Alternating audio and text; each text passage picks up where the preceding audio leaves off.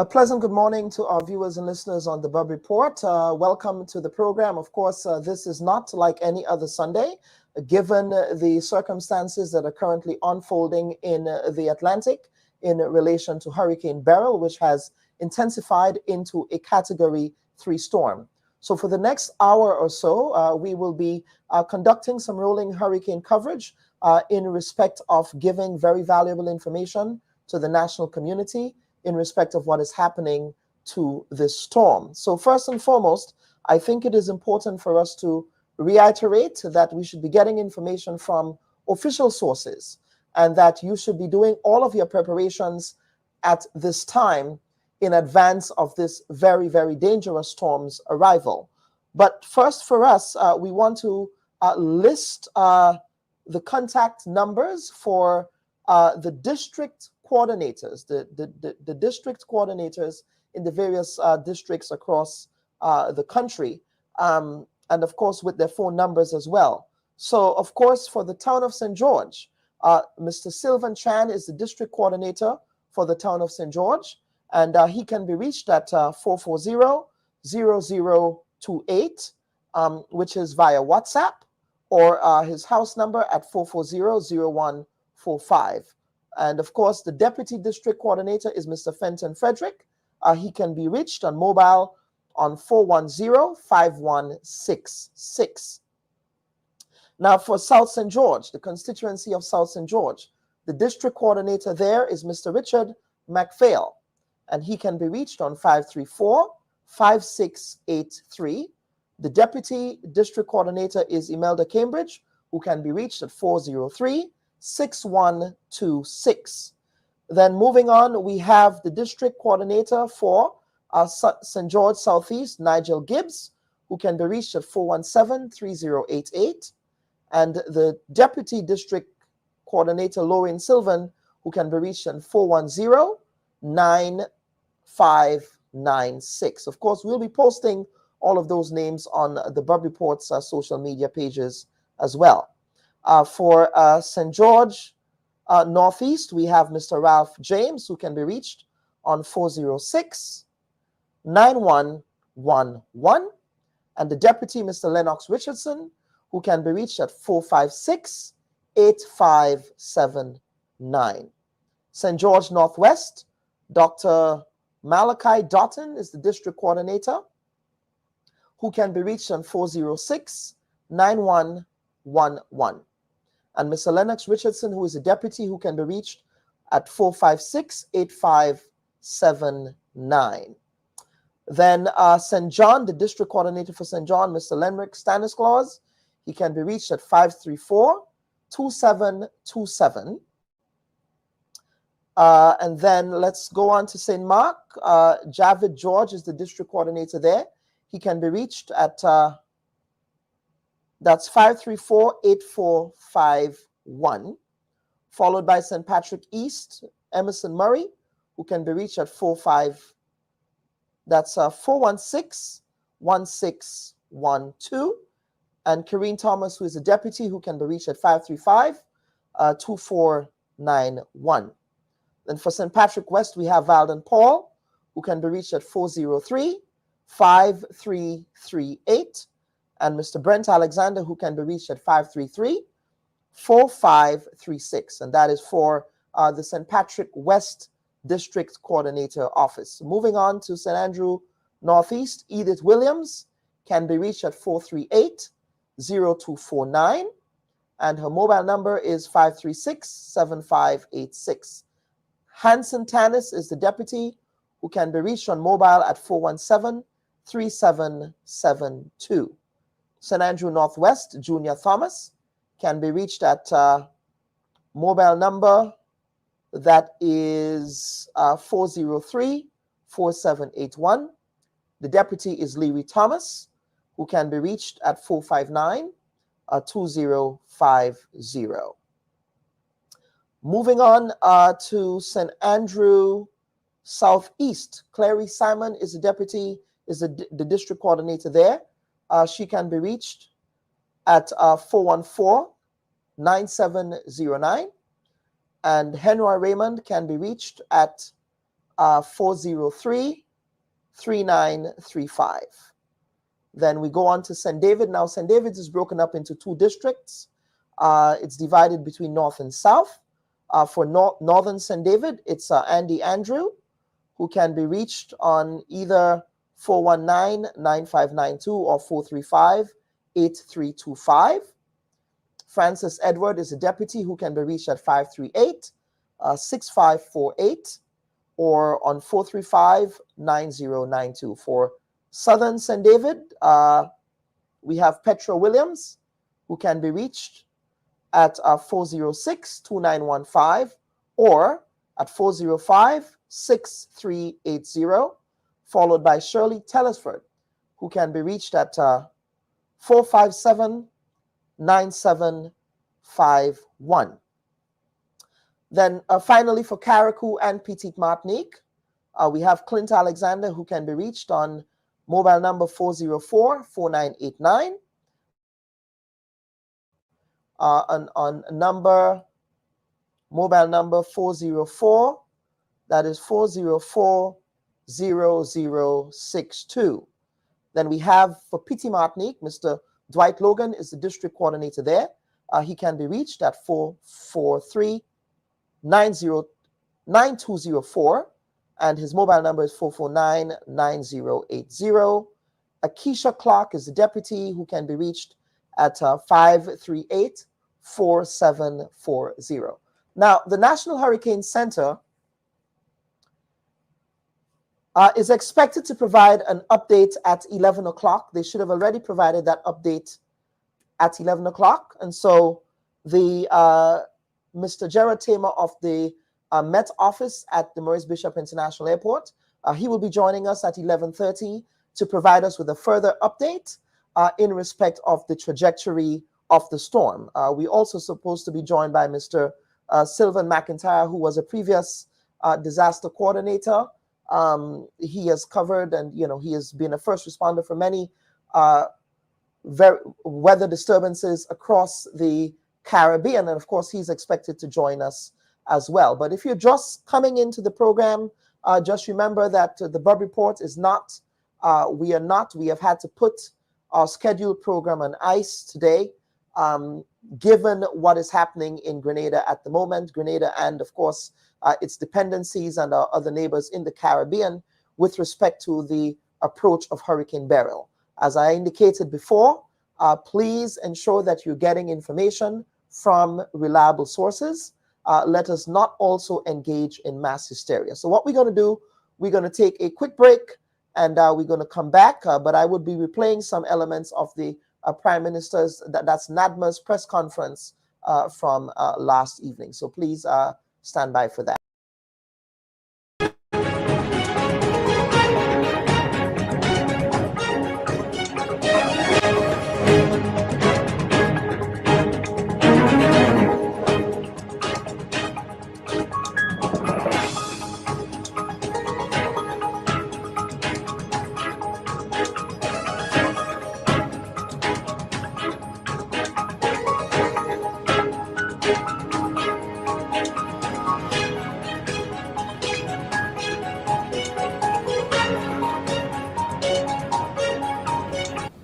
Grenada, Carriacou, and Petite Martinique, together with our neighboring islands of Barbados, St. Vincent and the Grenadines, were placed on hurricane watch.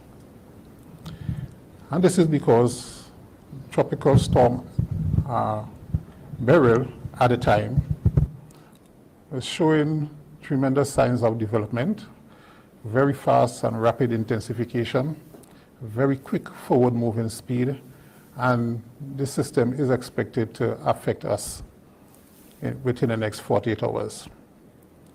So as of 8 p.m. tonight, Grenada and its dependencies, the state of Grenada, has been upgraded to what we call a hurricane warning, the conditions, hurricane warning. And a hurricane warning means that hurricane conditions could be expected within the next 48 hours. Now let's look at some details. The position at 8 p.m., 10.2 degrees north latitude, 50.3 degrees west longitude. That puts us about 680 miles to the southeast of Grenada. Maximum sustained winds have increased to 80 miles an hour, which now makes Beryl a Category 1 hurricane. Beryl is moving towards the west at 22 miles an hour. Its minimum central pressure has now fallen to 990 millibars. Now, on its current track, based on its current position, the eye of Beryl is expected to pass through the Grenadine Islands early Monday morning. Tropical storm force extends about 10 miles from the center. But Beryl has been behaving in a rather unusual position, an unusual state, wobbling slightly. So that's one of the reasons why hurricane warnings have been issued for Barbados to the north, Grenada to the south. Okay? By the time Beryl reaches our position, she is expected to be a major hurricane, a Category 3 hurricane with winds reaching 115 miles an hour. Okay? So it is a system that we will have to pay close attention to, and something we cannot take very lightly. This year marks the 20th anniversary of Hurricane Ivan, and we are greeted very early in the hurricane season with Grenada being placed on the hurricane warning. This is not a drill, this is serious, and therefore we are urging all our citizens to heed the recommendations, to heed the directives that NADMA will issue from time to time. It is vitally important that we take the necessary precautions to safeguard our properties, to safeguard our life, and to ensure that Grenada can be resilient throughout this process. We certainly will ask you to pray and to prepare. Those are the two things that are within our control. We have no control over the path of the hurricane, and we are certainly praying that it does not cause any extensive damage to Grenada or to any of the neighboring islands. However, the trajectory suggests that the hurricane will pass at least over the Grenadine Islands, and therefore that includes Grenada. And so we want to emphasize that the Met Office has indicated that the hurricane is likely to strengthen before it reaches the Grenadine Islands. Currently it is a Category 1. The projections are that it is likely to go to as high as a Category 3. And since we do not have control over the water temperature and other factors that may drive the strength of the hurricane, we cannot underestimate that it may even strengthen further. The projections are also showing that it is moving very quickly. And so it is important for us to take the necessary precautions immediately starting from tonight. Although we are activating on a national scale from midday tomorrow, all of the stakeholders who are here at the NEAC meeting have already begun to activate their hurricane response. From the Ministry of Infrastructure, the Royal Grenada Police Force, the airport, private businesses, NOASA, GrenLec, the Ministry of Health, the Ministry of Education, and all of the other stakeholders are fully briefed. We expect them to work with their respective teams to make sure that information is disseminated clearly as to what is taking place. I want to re-emphasize that it is important for us as citizens to pay attention to the official briefings of NADMA and the Meteorological Office. We want to urge you to refrain from spreading hysteria or panic, and to check and fact-check any information that is circulated about the hurricane on social media, because we want to make sure that our citizens are getting accurate information. As has been indicated, water will be turned off from 9 p.m. on Sunday, so we are urging you as much as possible to stock up and to fill up on water during that period. NOASA will remain sensitive, and we will continue to monitor the situation. Of course, if the weather is not difficult and if there isn't too much rainfall, then we would expect that they would reactivate and turn back on the water quickly. But in the event that does not happen, we want to ensure that the citizens are adequately stocked with water. Of course, the hospital and other health facilities at NOASA will provide, will ensure that water is available. Trucks as well will be available for the supply of water. The trajectory of the storm suggests that the northern part of Grenada, Carriacou, Petite Martinique, St. Patrick, St. Andrew, St. Mark are more likely to be impacted by the storm than the southern area. That's the trajectory. We are expecting that there will be a further update at 11 p.m. tonight and that there will be further updates throughout the course of the morning. And so it is the entire country that is on the watch, on the warning, sorry, but I want to emphasize to the residents of St. Patrick, St. Andrew, St. Mark, and Carriacou and Petite Martinique that you need to start taking immediate action to ensure that you can protect yourself, protect your property, and your loved ones. So we are on the hurricane warning. All sectors of the society are fully briefed, and NADNA will continue to provide you with information from time to time. And as Mr. Walters says, in any case, on a 3-hour basis at a minimum. Thank you.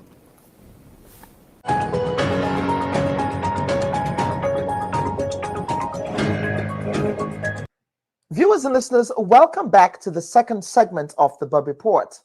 Last week, the National Democratic Congress commemorated their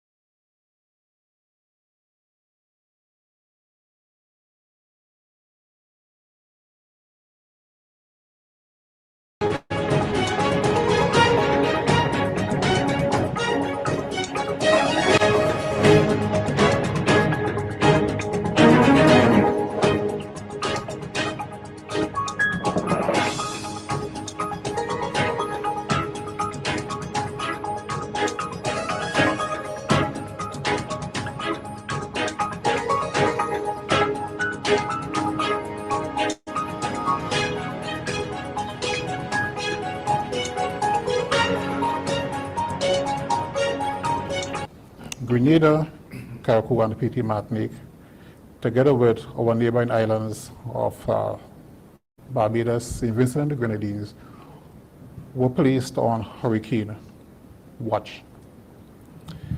And this is because tropical storm Beryl at the time was showing tremendous signs of development, very fast and rapid intensification, very quick forward moving speed, and this system is expected to affect us within the next 48 hours.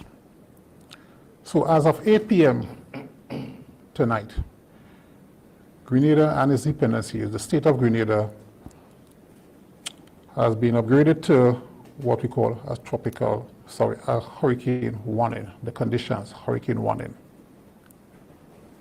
And a hurricane warning means that hurricane conditions could be expected within the next 48 hours.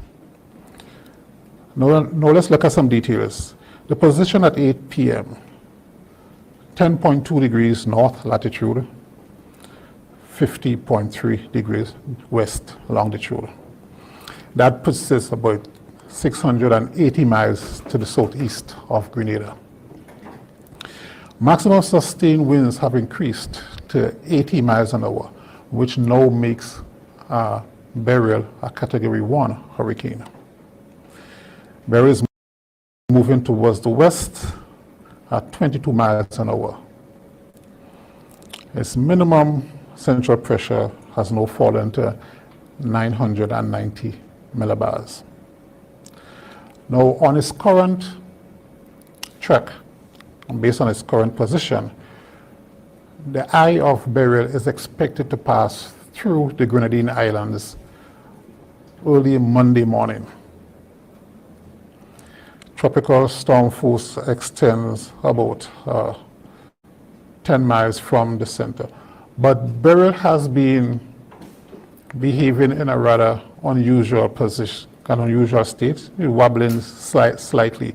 So that's one of the reasons why hurricane warnings have been issued for Barbados to the north, Grenada to the south. Okay?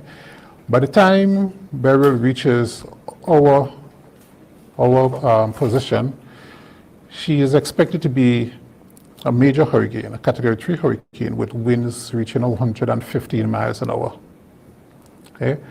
So it is a system that we will have to pay close attention to and something we cannot take very lightly. This year marks the 20th anniversary of Hurricane Ivan, and we are greeted very early in the hurricane season with Grenada being placed on the hurricane warning. This is not a drill, this is serious, and therefore we're urging all our citizens to heed the recommendations, to heed the directives that NADMA will issue from time to time. It is vitally important that we take the necessary precautions to safeguard our properties, to safeguard our life, and to ensure that Grenada can be resilient throughout this process. We certainly will ask you to pray and to prepare. Those are the two things that are within our control. We have no control over the path of the hurricane, and we are certainly praying that it does not cause any extensive damage to Grenada or to any of the neighboring islands. However, the trajectory suggests that the hurricane will pass at least over the Grenadine Islands, and therefore that includes Grenada. And so we want to emphasize that the Met Office has indicated that the hurricane is likely to strengthen before it reaches the Grenadine Islands. Currently it is a Category 1. The projections are that it is likely to go to as high as a Category 3. And since we do not have control over the water temperature and other factors that may drive the strength of the hurricane, we cannot underestimate that it may even strengthen further. The projections are also showing that it is moving very quickly. And so it is important for us to take the necessary precautions immediately, starting from tonight. Although we are activating on a national scale from midday tomorrow, all of the stakeholders who were here at the NEAC meeting have already begun to activate their hurricane response. From the Ministry of Infrastructure, the Royal Grenada Police Force, the airport, private businesses, NOASA, Grenlec, the Ministry of Health, the Ministry of Education, and all of the other stakeholders are fully briefed. We expect them to work with their respective teams to make sure that information is disseminated clearly as to what is taking place. I want to re-emphasize that it is important for us as citizens to pay attention to the official briefings of NADMA and the Meteorological Office. We want to urge you to refrain from spreading hysteria or panic, and to check and fact-check any information that is circulated about the hurricane on social media, because we want to make sure that our citizens are getting accurate information. As has been indicated, water will be turned off from 9 p.m. on Sunday, so we are urging you as much as possible to stock up and to fill up on water during that period. NOASA will remain sensitive, and we will continue to monitor the situation. Of course, if the weather is not difficult and if there isn't too much rainfall, then we would expect that they would reactivate and turn back on the water quickly. But in the event that does not happen, we want to ensure that the citizens are adequately stocked with water. Of course, the hospital and other health facilities NOASA will provide, will ensure that water is available. Trucks as well will be available for the supply of water.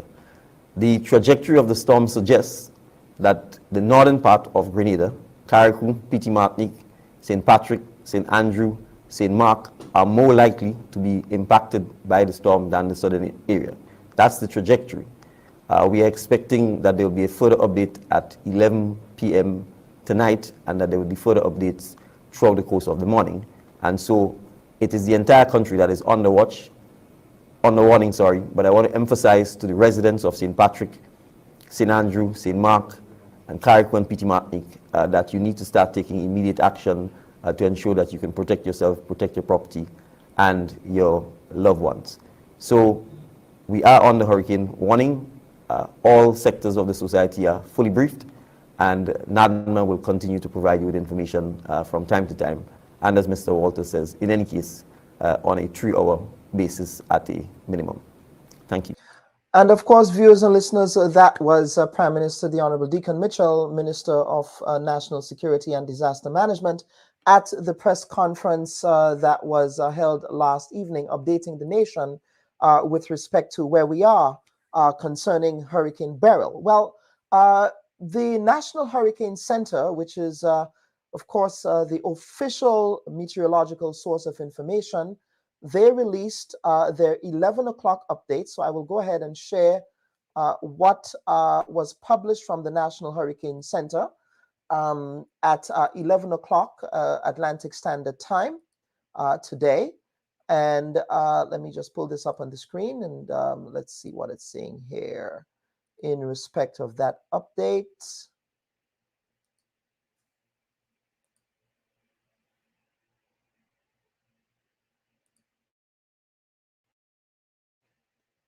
All right. So the National Hurricane Center, what they're saying, they've updated their graphic in respect of earliest arrival times.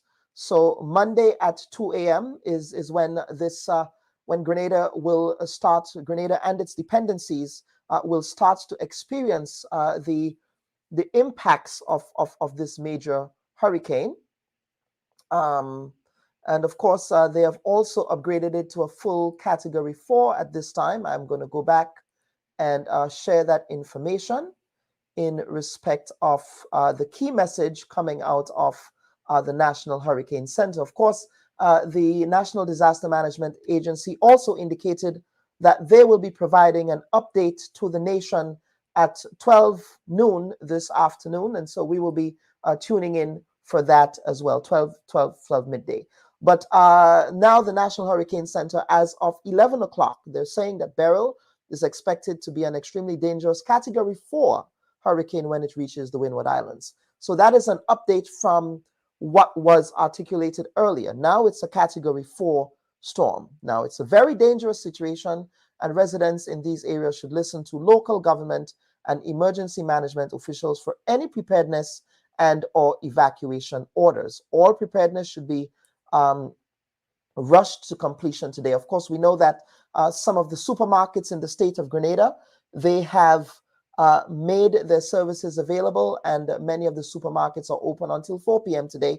So if you're listening to us and you have not had an opportunity to go do your last minute shopping, now is the opportunity to do so, to ensure that you're stocking up on all of the critical supplies that will be needed at this time, especially following from the storm, when we have no guarantee of what the power situation will be like. We have no guarantee of what the water and sanitation situation would be like. So please ensure that, of course, you're stocking up on basic food supplies, preferably non-perishable food supplies, canned goods and things like that, things that will not deteriorate if there is no power to service your refrigerators. Of course, the National Hurricane Center is saying that potentially catastrophic hurricane force winds, a life-threatening storm surge, and damaging waves are expected when Beryl passes over portions of the Windward Islands. And the highest risk of the core is in St. Vincent and the Grenadines and Grenada beginning early Monday morning. So they have put us in that direct firing line there as well. They're also talking about heavy rainfall across the Windward Islands as well. Folks, I will get offline quickly for 1 second as I touch base with the Met office here.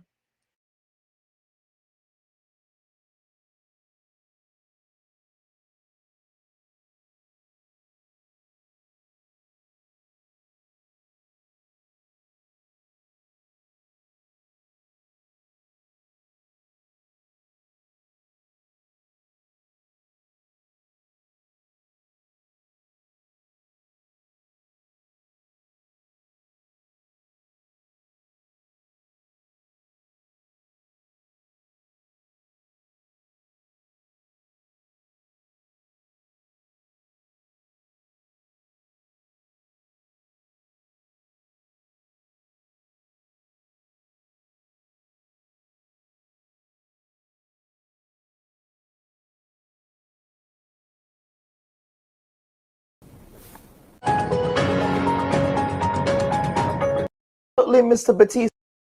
As during that period. NOASA will remain sensitive.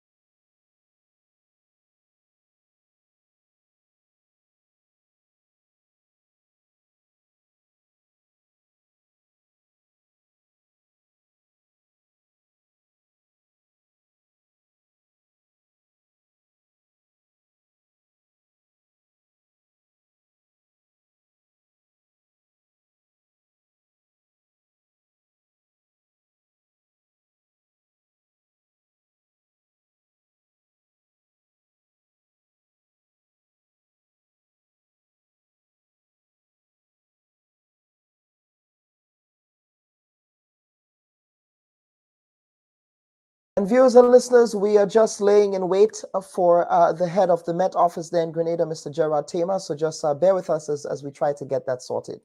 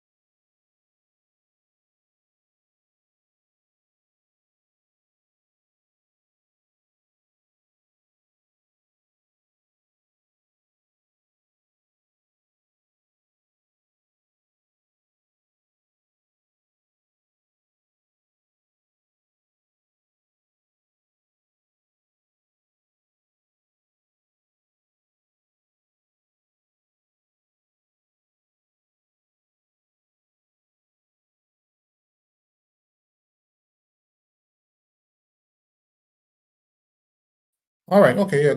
Okay. Good to go. Okay. But Viewers and listeners, we are now joined by Mr. Gerard Tamer. Of course, he's by audio, given everything that's happening in Grenada at the moment. But he's here to give us a timely update in respect of Hurricane Beryl. So, Mr. Tamer, please go ahead. well, good morning, Kellan, and good morning to all the listeners and your viewers. Well, as we all know, we've been following tropical storm, no Hurricane Beryl over the last couple of days, and has been living up to all the forecasts and predictions that was put out on her. Well, now looking at the most recent information, and that was sent out by the National Hurricane Center within the last 30 minutes or so. The current position, 11.7 degrees north latitude and 54.9 degrees west longitude. Okay, 7.4 north, 54.9 west. Now that actually puts 408 miles just to the southeast of Grenada. Beryl is still moving towards the west at 21 miles an hour, which is pretty quick, but which is a good thing for us. Maximum sustained winds. Maximum sustained winds have been increasing ever so often. Maximum sustained winds are now over 120 miles an hour. Just this morning, had a 5 a.m. Advisories had a maximum sustained winds at 115, but as forecasted, strengthening is expected to continue today, so we are now at 120 miles an hour maximum sustained winds. The central minimum pressure has fallen significantly also, so that is as low as now 964 millibars. Based on its current position and its current track, we can expect the center of Beryl to pass through the Grenadine Islands early tomorrow morning. Early tomorrow morning, we're looking at anywhere between midnight and 2 or the latest 5 a.m. Okay. Mm-hmm. Okay. Go ahead. Go ahead, please, sir. Now, what is so important for us throughout our tri-island state is to know and to recognize the fact that, as a common mistake a lot of us make, is that a storm is not a point. Anytime you're given information about a location and a position, you're actually given the position of the center of the system. Which now, is the when eye it of the comes to system. Beryl, yeah, the eye of the system. Yeah. Now, with Beryl, and this is where the whole nation now have to be extremely careful. With Beryl, we now have tropical, we now have hurricane force winds extending like 30 miles from the center. Okay, 30 miles from the center. Okay, and we now have tropical storm force winds. And when we say tropical storm force winds, we mean winds of around 45 miles an hour, extending 115 miles from the center. So, Kellen, you could understand, Grenada is what, about 23 miles long, and about, I think, about 12, between 12 and 15 miles wide. So this radius that we're looking at, 125 miles, encompasses the entire tri-island state. Yeah. So really and truly, there is no safe place on the island for anyone not to be affected. Okay? So this is something we all have to be careful of. And of course, we were talking about sustained winds. There would be gusts in various areas, and there would be some stronger pockets due to some localized conditions.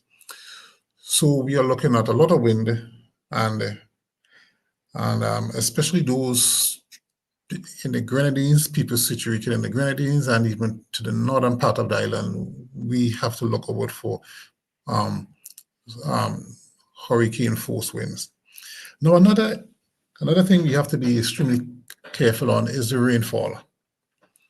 Now, models are suggesting a lot of rainfall is expected, and we can expect up to 100 millimeters of rainfall, and in some cases, in some localized cases, up to 200 millimeters of rainfall.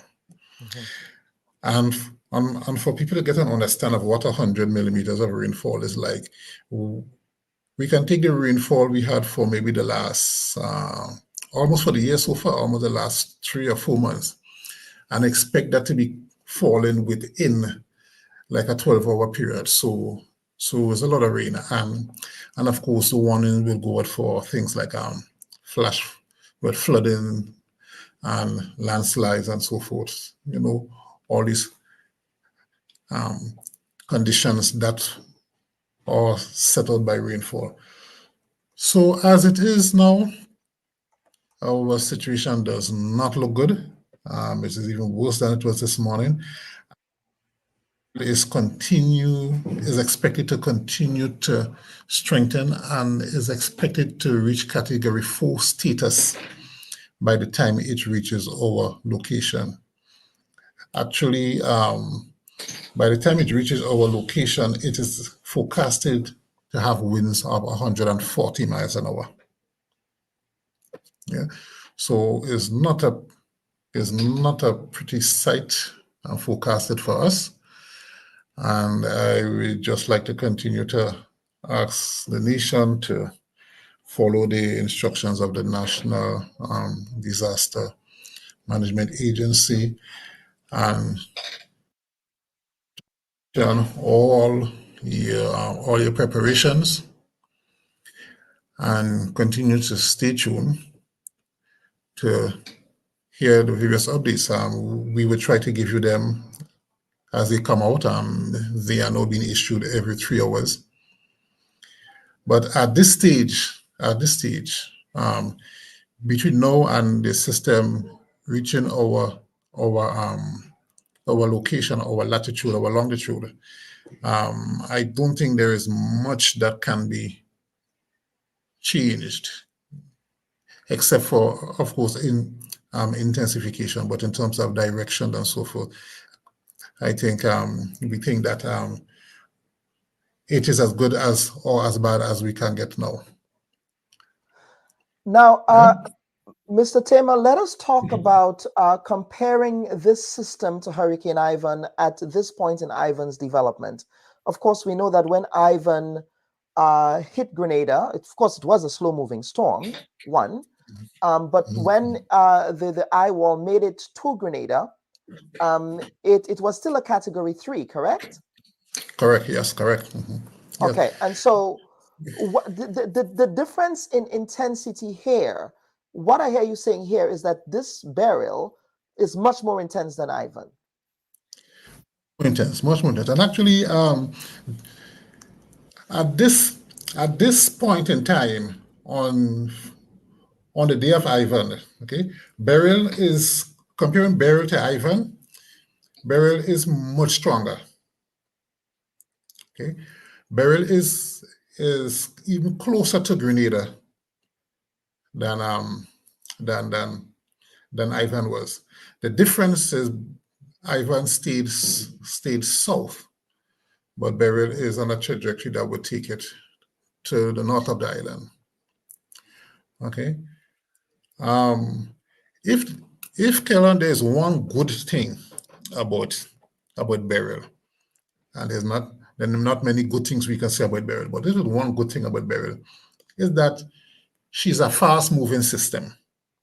Okay, and forward speed is what, 21 miles an hour. Okay, which is fast for a cyclone. Okay, right. Now when the faster you move, the less chances have of turning and like turning up the waters, turning up itself. Okay, Ivan was moving like around 17 miles an hour or something like that. Yeah. Okay. Right.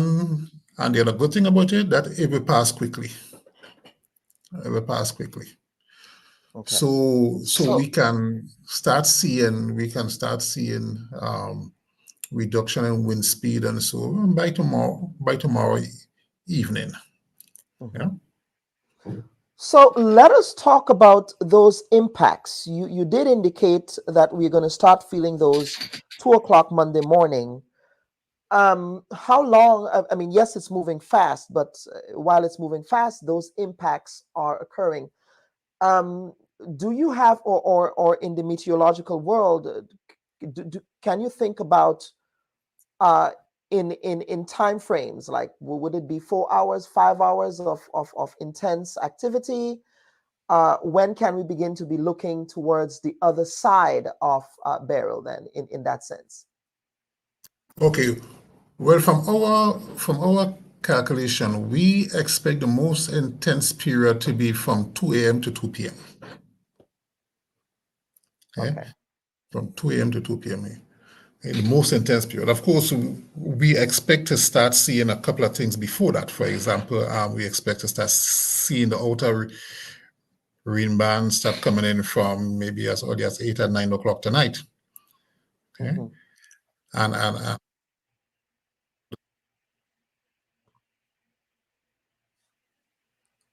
think, yes. 2 a.m. and 2 p.m.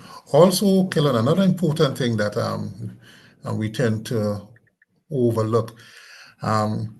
Beryl has been consistent for the last couple of days, and one of the things that area of low pressure produces are some swells, sea swells. Okay, and those were generated days ago from the time the pressure started dropping significantly. So we do expect anytime now and into this afternoon to start seeing some of those swells reaching our coastlines. Now, we have gotten reports that fisher folks in various communities have already started, securing their craft in sheltered areas and so forth. That is good. Okay? But the swells and as the advisory would put it, swells 6 to 9 feet above normal would impact our shorelines. So that is something we have to look out for. And it should arrive. Those swells, right. In respect of those swells, you said 6 to 9 feet of ocean swell. Yeah. So that's right. I mean, people on low in those coastal areas should therefore exercise due caution and attention at this time. They should not be in the way. Of course. Okay, I want to repeat what you said. You said 6 to 9 feet. Yes, of above ocean normal. swell. Yes. Above Yes. normal. Okay, all right. Okay. So a couple issues here. I just want to reiterate what you articulated. Now, before we go on, sir, you mentioned pressure. Can you explain in layman terms what barometric pressure is, things like that? Because I think sometimes for the layman, they hear these terms and it may go over, even for my head, it goes over my head as well. Okay. Well, let's look at it this way. We have the atmosphere which surrounds the Earth, the planet Earth. Okay, we have an atmosphere. Now, the atmosphere consists of a number of gases. Okay? Now, what we find, or what happens is that at different parts of the atmosphere, you have the atmosphere. Okay, or let me rephrase it. The atmosphere we find exerts a pressure on the Earth's surface because it has weight. Okay? Now, when you have an area where the pressure is below or vastly different from what is surrounding it, okay, that gives rise to a significant weather event. Okay, so for example, cyclones. And when I say cyclones, I mean tropical depression, tropical storm, hurricanes. Even in the northern climate, the blizzard, what we call snowstorms, all of those are cyclones, and they are all areas of abnormal low pressure. Okay, have area of abnormal low pressure. What you find is that you find the wind in the surrounding areas rush in to the area of low pressure because wind blew from an area of high pressure to an area of low pressure. So you have the winds rushing in, pumping out from the areas of high pressure. And when I say high pressure, I mean relatively high pressure, rushing into the area of low pressure. Now, the lower the pressure drops, is the steeper you get what we call the pressure gradient, okay, or the difference in pressure between the areas of low pressure and the surrounding areas. So the lower the pressure falls, the steeper is the gradient, and thus the faster the winds will rush in. So at the moment now we can see Beryl has a central pressure of 964 millibars. Now, normally around Grenada, okay, we will have pressure at around 1,012, 1,016 millibars. Okay, maybe dropping down to 1,008 millibars. Yeah. So you can see the drop from normal, which is around 1,012, 1,008, down to 968. Is a significant drop in pressure. Okay? So that is one of the main drivers for the winds being so strong, rushing in. The intensity, Okay? the intensity of those winds, yes. Oh, yes. Or in more layman terms, you can look at it as a slope. Yeah. Right. If you have a ball on top, let's say Market Hill. Market Hill is a steep slope, so it will go down Market Hill faster. Now, if you have it on a more gentle slope, it would move as fast, but it will still go in that direction, but it would move as fast. So it's the same. It's the same concept. The same concept with the winds and the area of high pressure and low pressure. Now, Mr. Tamer, let us talk about, there is a system behind Beryl as well. Yes? Let us talk about that development. Of course, the Atlantic is unusually busy for this time of year. The peak hurricane traffic in the Atlantic tends to be September. But given how warm the oceans are, certainly this was to be expected according to the forecasters, that this was supposed to be a supercharged season. So let us talk about the system that's behind Beryl, its current trajectory, and perhaps if we may have any impacts, or is it too early to say at this point? Okay, well, yes, for listeners, there is another area of low pressure behind Beryl. Okay, and it is getting better organized. And when we say better organized in terms of thunderstorm activities, and forecasters expect that tropical depression could be formed later on this week, in the next couple of days. Okay? Now, based on some model guidance, that system at the moment is forecasted to pass to the north of Grenada, at least. Okay.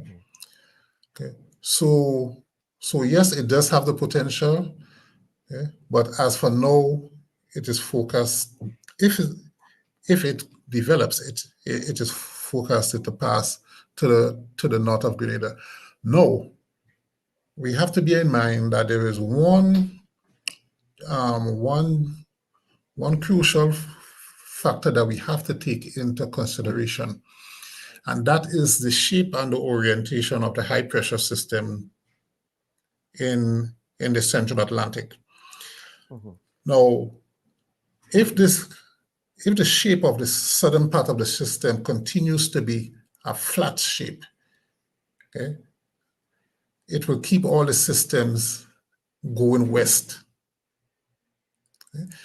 Now, if the system bulges, then it would allow the various system to curve northwards. Because remember, the high pressure system is like the blocking force, okay? If you could imagine water running along a surface, okay? If water meets a hill, it wouldn't go up the hill. It would find its way around the hill, okay? So as long as the shape of that system remains relatively flat, and when we say flat in an east-west orientation, that is what is keeping Beryl on its westward, is generally westward track. It's the same thing that happened that kept Ivan on his westward track. Yeah. Okay. Yeah, absolutely. So, yeah, I do know that, sir, you have to go. So thank you for that update, because I know that the government has an update. The government of Grenada has an update at midday. So, Mr. Tamer, thank you so much for this very timely. It's not the news we were expecting, but here we are. And of course, Area. we have to be prepared. We have to be prepared. This is not a drill, and this is not by any means child's play in respect of Beryl.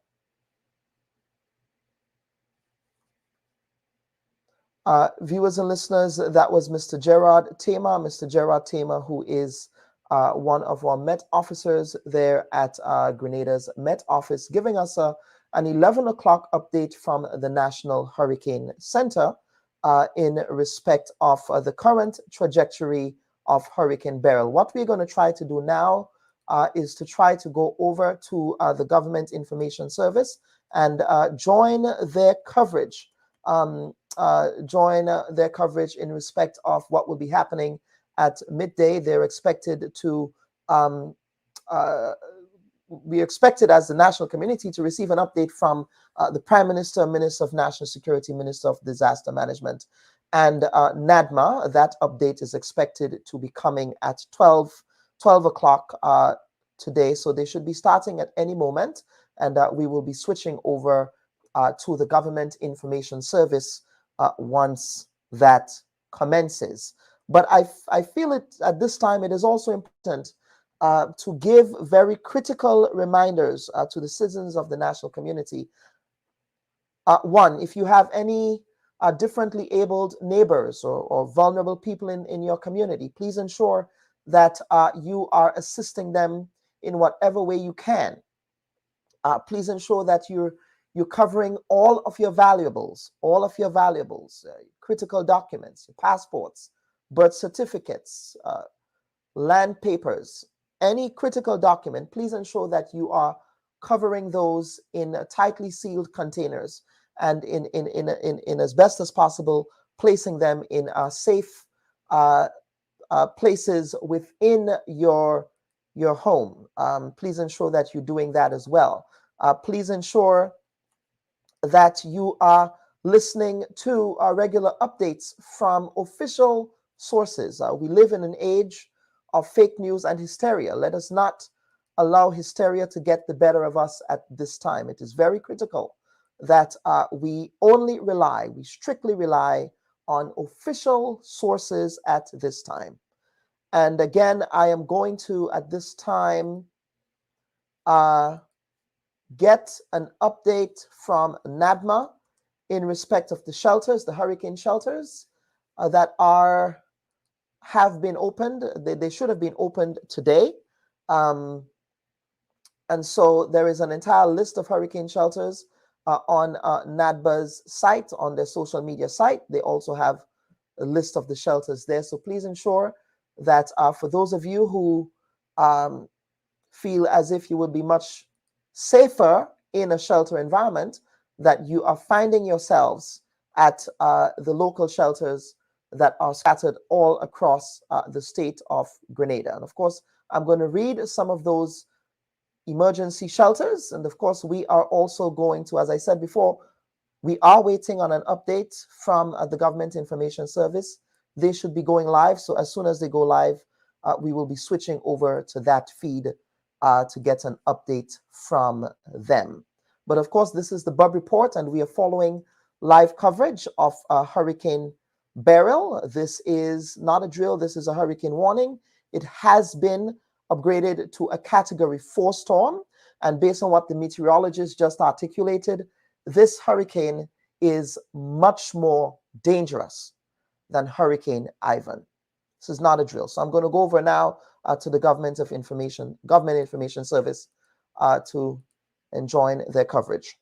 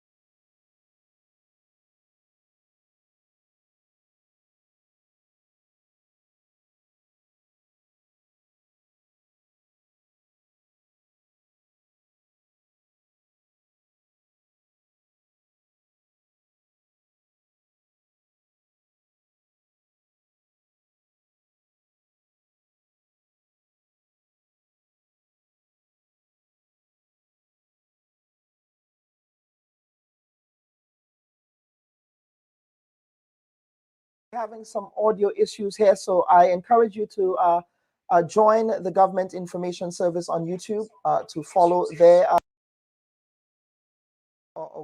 until we rectify this issue. Please stand by.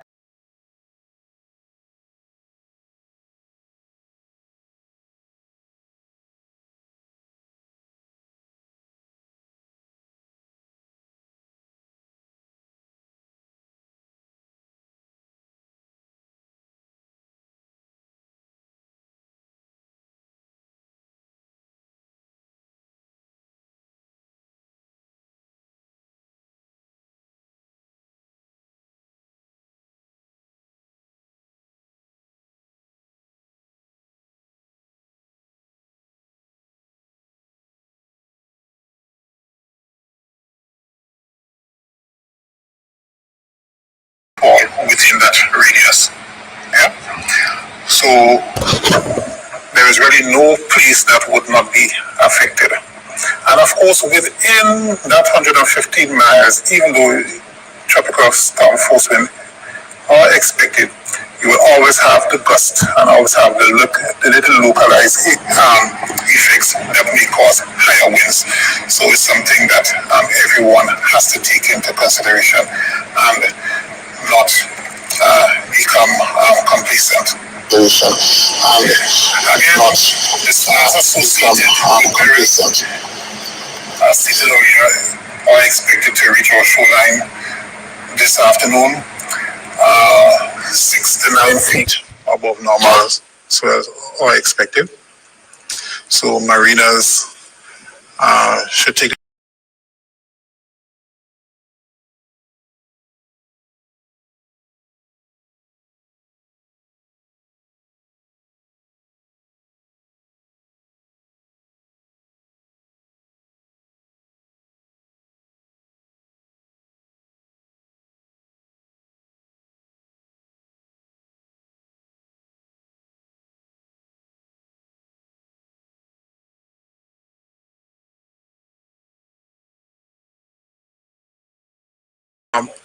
our timeline for most intense action.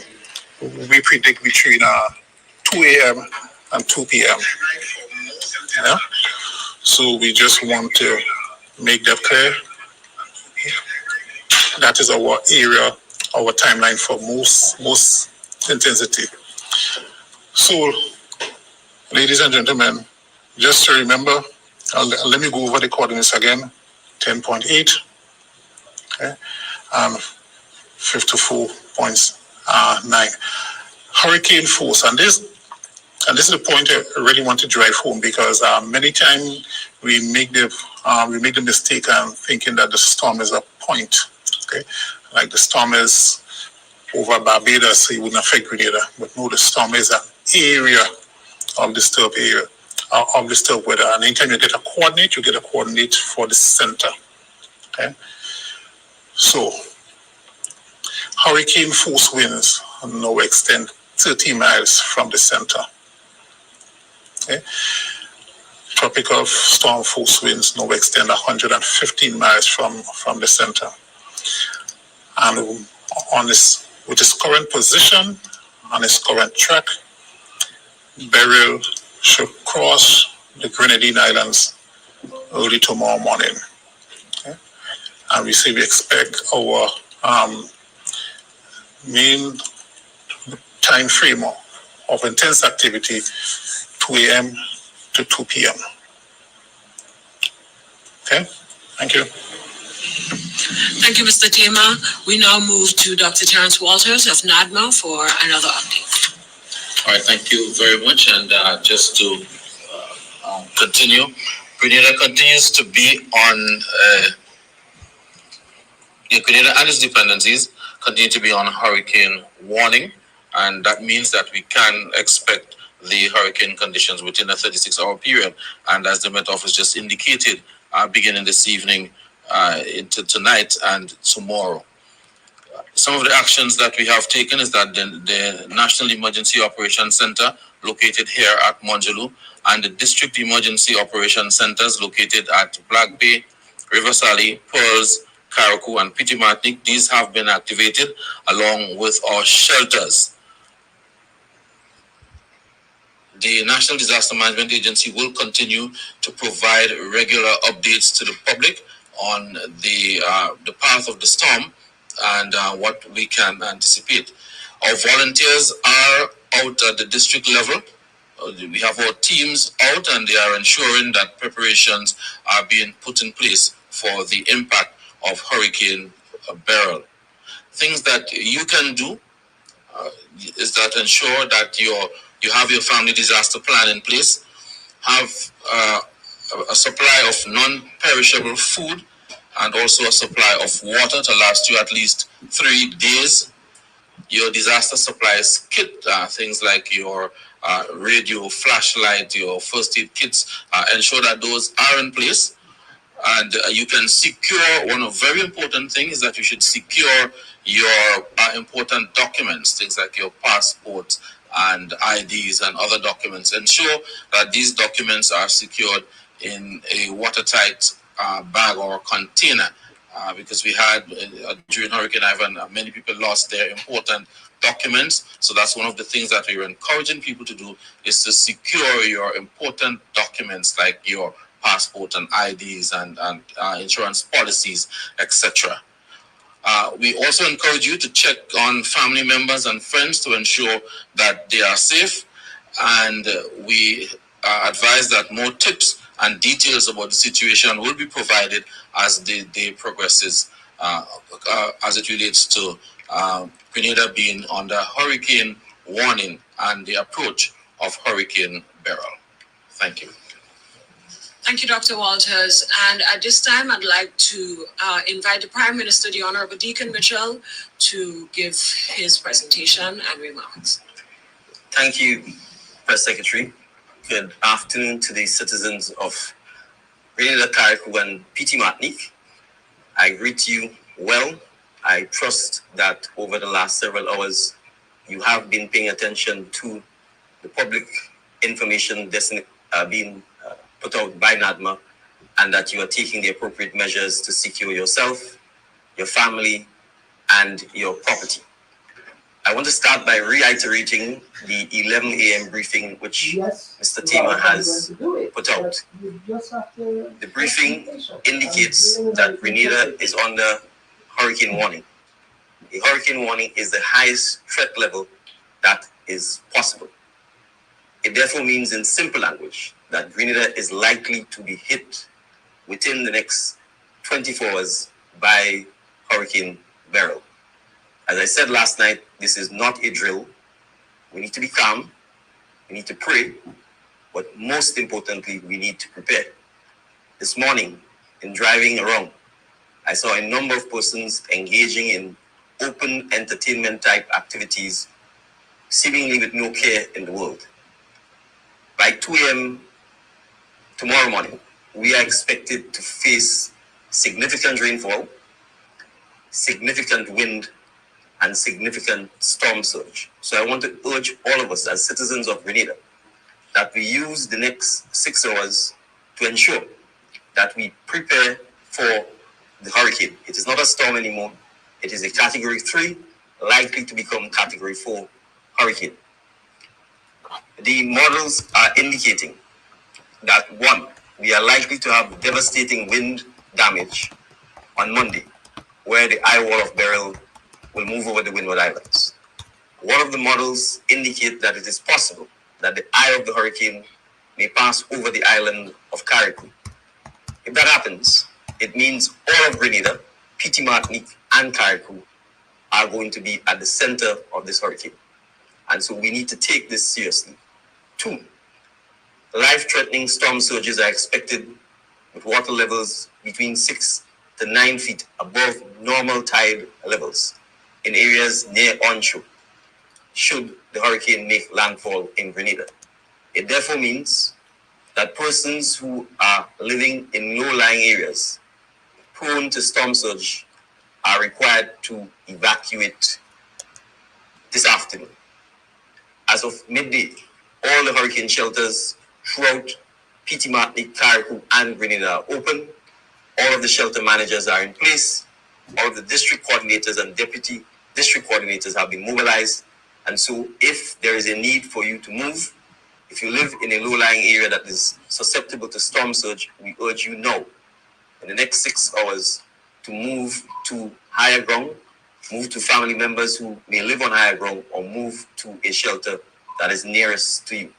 The list of shelters are out. They've been circulated on social media. They've been circulated by the members of the media, thankfully. And so we ask you to familiarize yourself with the shelter that is closest to you. Rainfall. It is expected that up to 75 to 150 millimeters of rainfall may occur as a result of this. Mr. Tima last night indicated that 100 millimeters of rainfall is the equivalent to rainfall that we received for the last 3 months in 24 hours. The model is predicting that we may get as much as 150 millimeters of rainfall.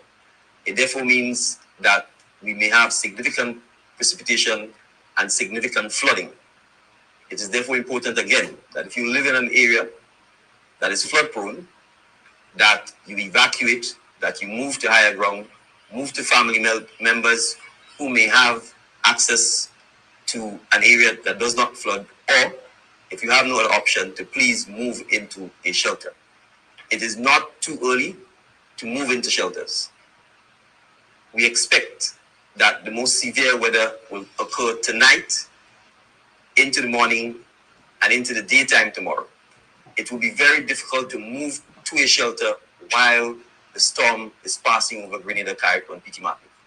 And therefore, if you live in an area that is flood prone, if you live in an area that is susceptible to storm surges, we will urge you now to use the opportunity to move either into a shelter or to move into family members' homes who do not reside in those areas. In light of the 11 a.m. forecast and the likely impact of the storm potentially directly impacting Grenada, the Governor General will declare a state of emergency effective at 7 p.m. this evening. This state of emergency will last for initially 7 days unless earlier revoked. I'm going to repeat. In light of the 11 a.m. bulletin issued from the Hurricane Center and the Meteorology Office in Grenada, and the likely impacts from the storm, we, via the Governor General, are declaring a state of emergency that will commence at 7 p.m. this evening. It will last for 7 days initially, unless earlier revoked. It will be earlier revoked if we do not get a direct impact from the storm or if the damages are minimal. But in the meantime, we have no choice but to take all the necessary precautions. It therefore means, citizens of Grenada, that we should use the next 6 to 7 hours to prepare for riding out the storm. If you need to get groceries, you have the next 7 hours to do so. If you need to fill up on water, you have the next 7 hours to do so. Except for security forces, the police, prison officers, essential services workers, and other emergency personnel, after 7 p.m., no one will be expected to be on the roadways, and no one will be expected to be outside of their homes or a shelter, as the case may be.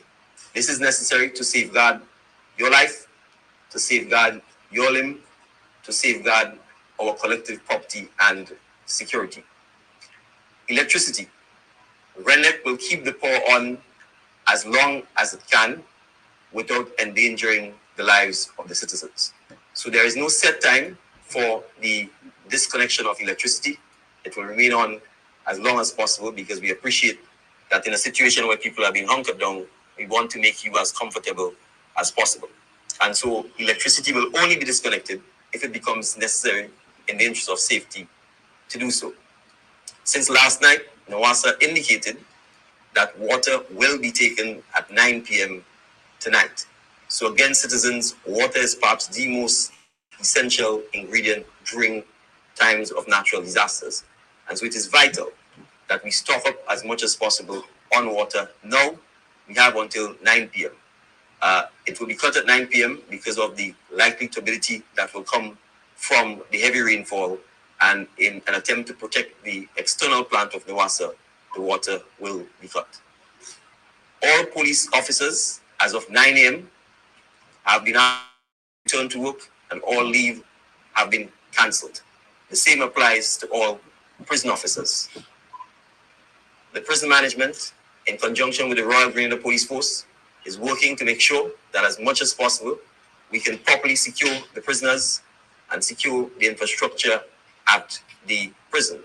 And the Royal Grenada Police Force will work with the prison management to provide the necessary support that is required in relation to ensuring that we take all necessary measures to safeguard the prisoners, as well as to safeguard the prison officers who will be required to work at the prison during this difficult time. 10 police officers were assigned to the RSS to assist with the just concluded ICC T20 tournament. We have asked that they be returned to Grenada, and the RSS is currently working on making sure that they get back here as soon as possible to assist us with the necessary measures. All of the various sector groups, which make up the National Emergency Advisory Council, have activated the hurricane plans, both the private sector and the public sector. And so we expect all of them over the next several hours to continue to brief their members, to continue to encourage them and to support them, to make sure that they in fact activate and implement the hurricane plans. This is a time, naturally, that we all need to band together, that we all need to support each other, and we all need to ensure that we act in our collective best interests. We do not control the storm. We do not control the direction it will take. We do not control the force of its winds or the amount of rainfall that it will bring. What we do have control over is how well we prepare, both before the storm, during the storm, and after the storm. As the Prime Minister of this country, I wish to advise you that the Cabinet met at 11 a.m. in an emergency Cabinet meeting. The Cabinet and the Government of Grenada will give full support to all of the sectors that are required to make sure that during this difficult period, that we stay safe, that we stay secure, and that we come out of this episode stronger and more united. The CARICOM meeting, which was scheduled to be held in Grenada this week, has been cancelled. My colleagues and I within the region are in regular contact. As you may be aware, St. Vincent, like Grenada, is on the hurricane warning. And so we are continuing to communicate with all of the regional bodies throughout the region to make sure that we provide the necessary support, that we provide the necessary communication that is required to make sure that all of us can help each other at this difficult time. So again, I want to conclude by asking us to remain prayerful, to prepare, to take this seriously, and to make sure that we do everything that we can to protect our lives, to protect our limbs, and to protect our property. We will continue to provide information as much as possible in a timely manner. As indicated from last night, we will do so every 3 hours. Should there be any need to have any additional briefings within the 3-hour period, we will do so. The Operations Center is fully activated. The communication team is fully activated. We thank the members of the media who have been supportive thus far and who have been assisting in disseminating accurate information and who have been encouraging members of the public to take this seriously and to prepare. We ask the media to continue doing so. There is no need to panic. There is no need to worry simply because panicking and worrying does not change the trajectory of the storm. We need to prepare. By preparing, we can give ourselves some comfort.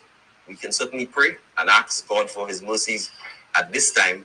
And again, I assure you that we are committed to ensuring that we do everything that is possible to keep the nation safe. Thank you very much.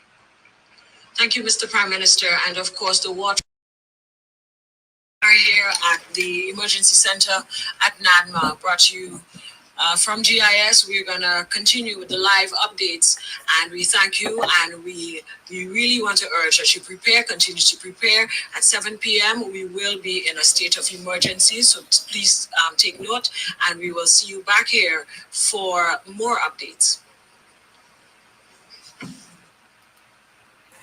And of course, viewers and listeners, that was the Government Information Service. They're providing an update from the Office of Disaster Management, which is NADMA in Grenada. The Prime Minister made some very important announcements there in respect of where we are. A couple important points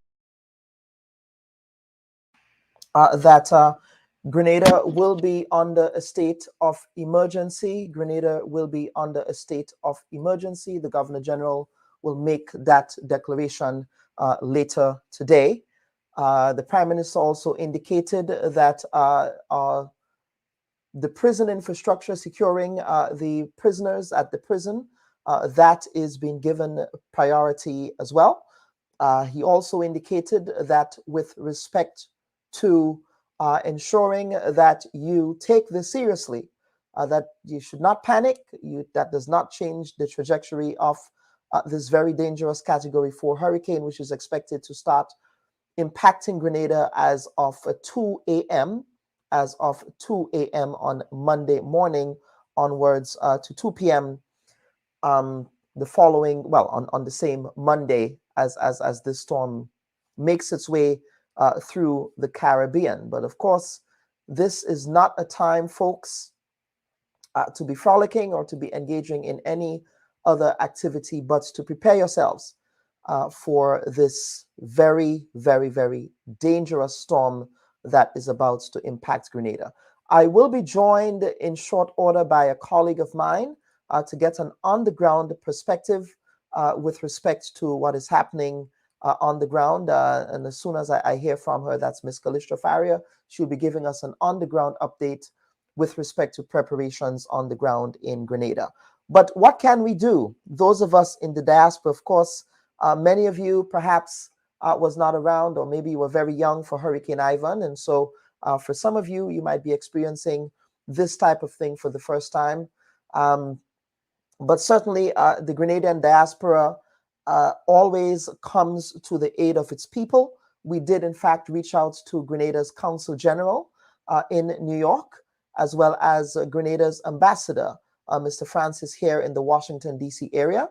We're hoping that they can also join us as well, so that they can articulate what a diaspora response would be to this particular hurricane. This is based on what is predicted here. This does not look good at all. So we'll be hoping to hear from them with respect to what that response would look like. And of course, those of you who are able to render whatever assistance you can. For those of you who remember Ivan, remember how difficult it was to hear from your relatives and friends for many days on end. That was a very difficult period. That was actually a very traumatic experience for the citizens of Grenada. And so there will be a diaspora response in whatever form.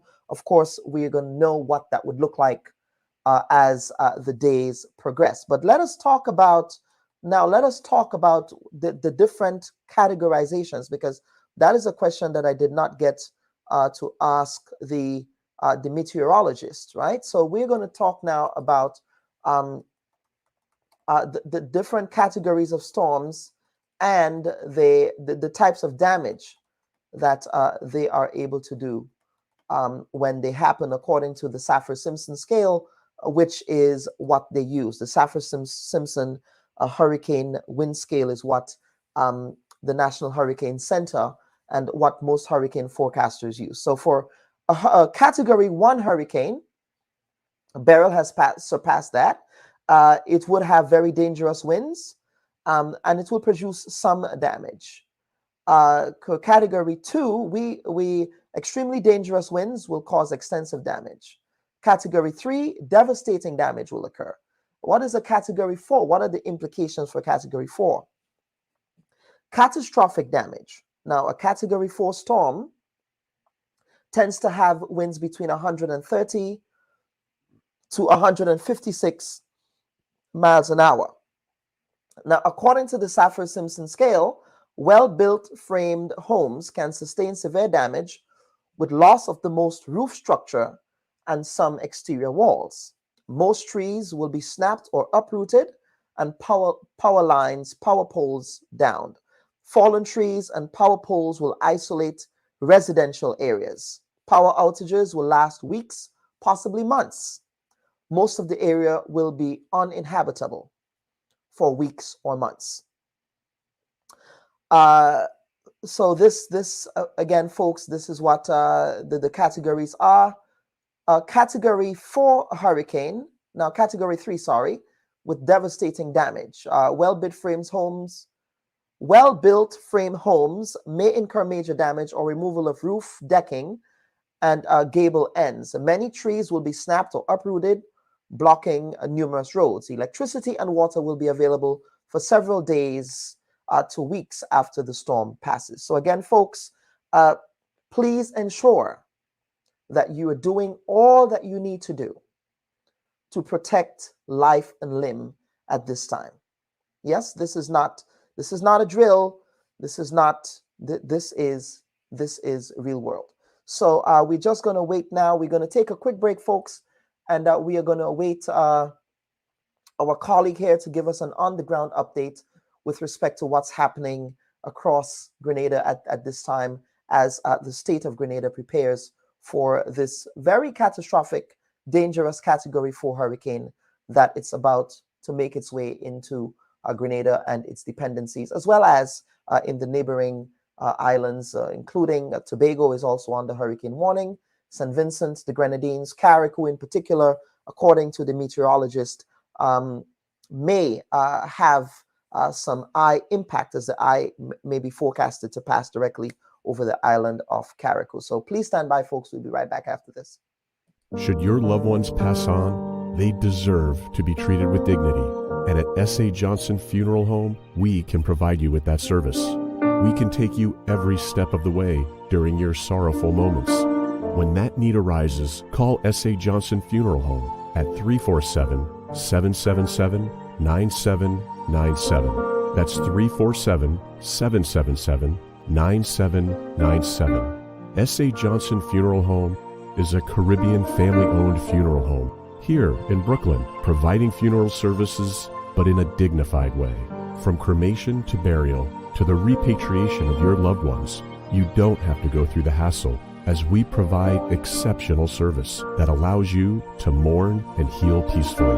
For more information, visit our website, www.sajohnsonfuneral.org. Send us an email at sajfuneral@aol.com or call 347-777-9797. S.A. Johnson Funeral Home, because you deserve to be treated with dignity. Hi, everyone. Thanks for checking out the Bub Report's social media pages. If you'd like to get more videos, show highlights, and watch our weekly live show, follow our Facebook, Twitter, and Instagram pages, and also subscribe to our YouTube channel. You can catch repeat episodes on Wednesdays at 4 and 5 p.m. respectively on CRFM Radio and GBN TV in Grenada. We are also viewed on Sundays at 8 p.m. on WPG10 throughout the Caribbean. Thanks for watching. And folks, while I await my colleague Calistro Farrier here, I just want to give, at this time, share the list of hurricane shelters. The list of hurricane shelters that are open and activated at this time, in case you may or may not know where they're located. Of course, those of you who are watching us in the diaspora, you can also inform your friends and relatives with respect to the location of those shelters. And I'm just going to list them out. Of course, the shelters are also categorized by districts. In St. George Northeast, we have the New Hampshire Community Center as well as the New Hampshire Methodist Center. We have the Constantine Methodist School, the New Hampshire Faith Church, St. Mary's Junior School, the Boca Secondary School, Our Lady of Help Christians Catholic School in Bolio, Nativity Catholic School in Vendôme, the Bolio Seventh-day Adventist Church, and the Ebenezer Learning Center that is in the St. George Northeast area. In the town of St. George, the hurricane shelters are the Anglican High School, the Grenada Boys Secondary School, the St. Joseph's Convent, the J.W. Fletcher Catholic Secondary School, the Presentation Brothers College, St. George's Anglican Junior School on the ground floor, again, the specific here, the ground floor, the St. George's Seventh-day Adventist Church and School, respectively, and that is in the town of St. George. In St. George's South, the Caliste Government School, the Grand Anse Baptist Church, the South St. George Government School, Woburn Methodist School, and the Monttude SDA Church. In St. George Southeast, the Bethel Methodist Church Hall, the Marian Prototype Shelter, the St. Paul's Government School, Springs Open Bible Church, and the St. Joseph's Catholic School in the community of Montjaloux. Let us go on to St. George Northwest, the Happy Hill Secondary School, the Uganda's Martha's Catholic School, the Monk Morris Community Center, the Monk Morris SDA Church, the Monk Morris Anglican School, the Fontenoy Community Center, and the Grand Mall Seventh-day Adventist Church. Over in St. John, the Mount Granby SDA Church, the Concord SDA Church, the New Life Organization there in Palmist, the St. Rose Modern Secondary School, St. Peter's Catholic School, again, St. Peter's Catholic School in Guave. Then we have the St. John's Christian Secondary School, better known as Shaper School, followed by the Moran Development Center, the Guave Mini Stadium, the Grand Roy Government School, as well as the Concord Government School. And this list of hurricane shelters, those were updated this year for this year's hurricane season. So those are very updated and very specific. Over in St. Mark, the Fellowship New Testament Church, the St. Mark Secondary School, and the Union Community Complex. Let us go on to the parish of St. Patrick. Of course, based on what the meteorologist articulated, while the entire state of Grenada will be expected to experience the impacts of this particular storm, there will be much more intense hurricane force winds in the northern sections, the northern quadrant of the state of Grenada. And so in St. Patrick, we have the MacDonald College, St. Patrick Anglican School, the Shantimel Community Center. In St. Patrick East, we have the Hermitage Government School, the Snell Hall Seventh-day Adventist Church and Preschool, the Rose Hill Seventh-day Adventist Church, the Rose Hill Development Center, the Montrose SDA Church, the Montrose Preschool, River Sally SDA Church, Samaritan Presbyterian School, as well as the River Sally Community Center. All of those are located in both St. Patrick West and St. Patrick East, respectively. Over in St. Andrew, Southeast, when we now get to St. Andrew, the parish of St. Andrew, in Southeast, we have the Mamacan Resource Center, the Telescope Primary School, the Subi Seventh-day Adventist Church, the St. Andrew's Anglican Secondary School. Over in St. Andrew Southwest, we have the Holy Cross Catholic School, the Holy Innocent Anglican School, the St. Andrew's Catholic School, the St. Joseph's Convent in Grenville, the Birch Grove New Testament Church, the Union Community Center, the Ford Preschool, the Grand Bras Community Center, Harford Village Community Center, the St. Martin de Porres Catholic School in Crowshoe, as well as the Crowshoe Multipurpose Center. Of course, the Crowshoe Multipurpose Center is located directly opposite from the Crowshoe Church. So it is within that general area there. And the school is, of course, if you're coming from the St. George's area, the school is on the right side of the road there. So let us go on. Let us now go on to St. David. Of course, St. David is broken up into two districts. We have both north and south.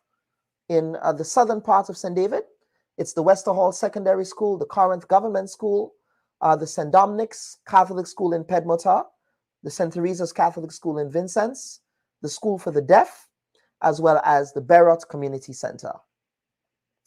In northern St. David, of course, northern St. David, that's the St. David Catholic School for the residents of PT Esperance and central St. David's Bellevue and surrounding areas, and I suspect Apwetut as well.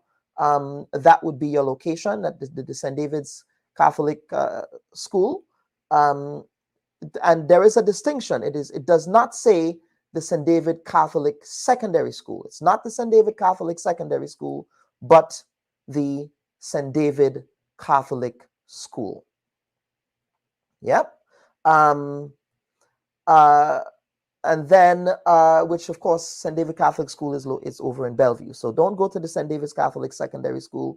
We know that that school has issues. So I suspect that's why perhaps it was not included on as a certified hurricane shelter.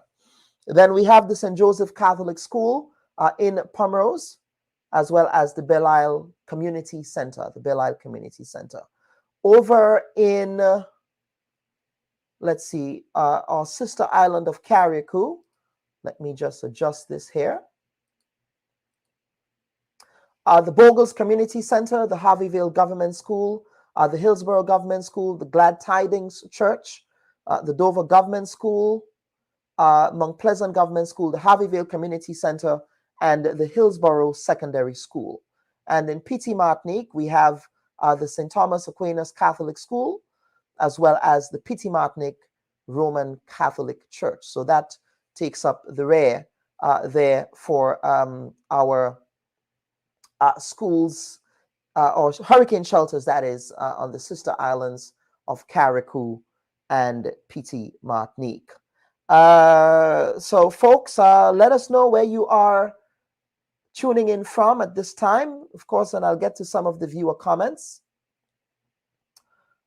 Leslyn Moore is asking, where is Nulo now? Wasn't it like right across the street from the beach, or is its location different? That's a very good question, given the storm surges that are expected.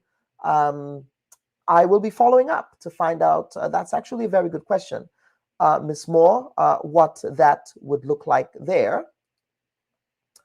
TJ saying, Nawasa, we need water, please, in the central Guava State area. It's not yet 9 p.m. and you already shut off the water. How do we store if you already shut it off? So this is an appeal to the National Water and Sewage Authority, to the residents, from the residents in central Guava State. The residents in central Guava State are saying that they do not have water at this time. And of course, the expectation was that water was going to be shut off at 9 p.m. But of course, they are trying to get the last minute water supplies going. So I'm going to see if I can get somebody from Nawasa to see what's going on there.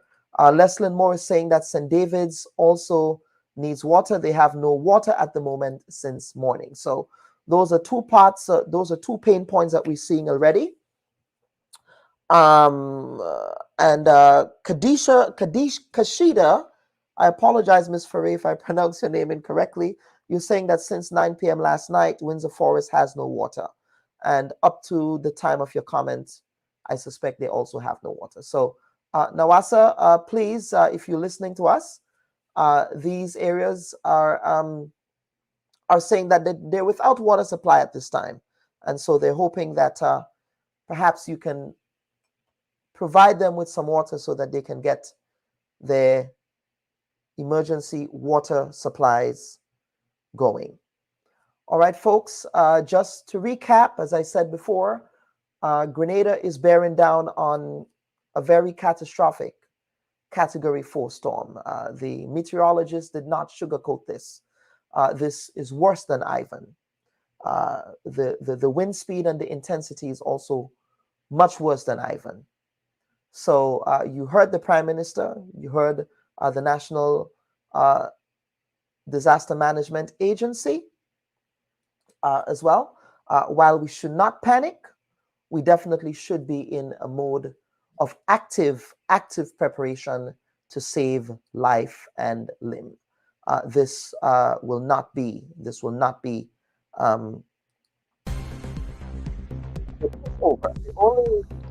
The only saving grace I suspect here is that in respect of the storm, it is a fast-moving system, and because it's a fast-moving system, I suspect that perhaps it may not inflict the types of damage that we saw with Ivan, because Ivan was a slow burn. Ivan was a very, very, very slow storm. So this one, of course, is a bit different in respect of its speed. So again, folks, this, if you're just joining us, this is the Bub Report. We are providing ongoing live coverage of the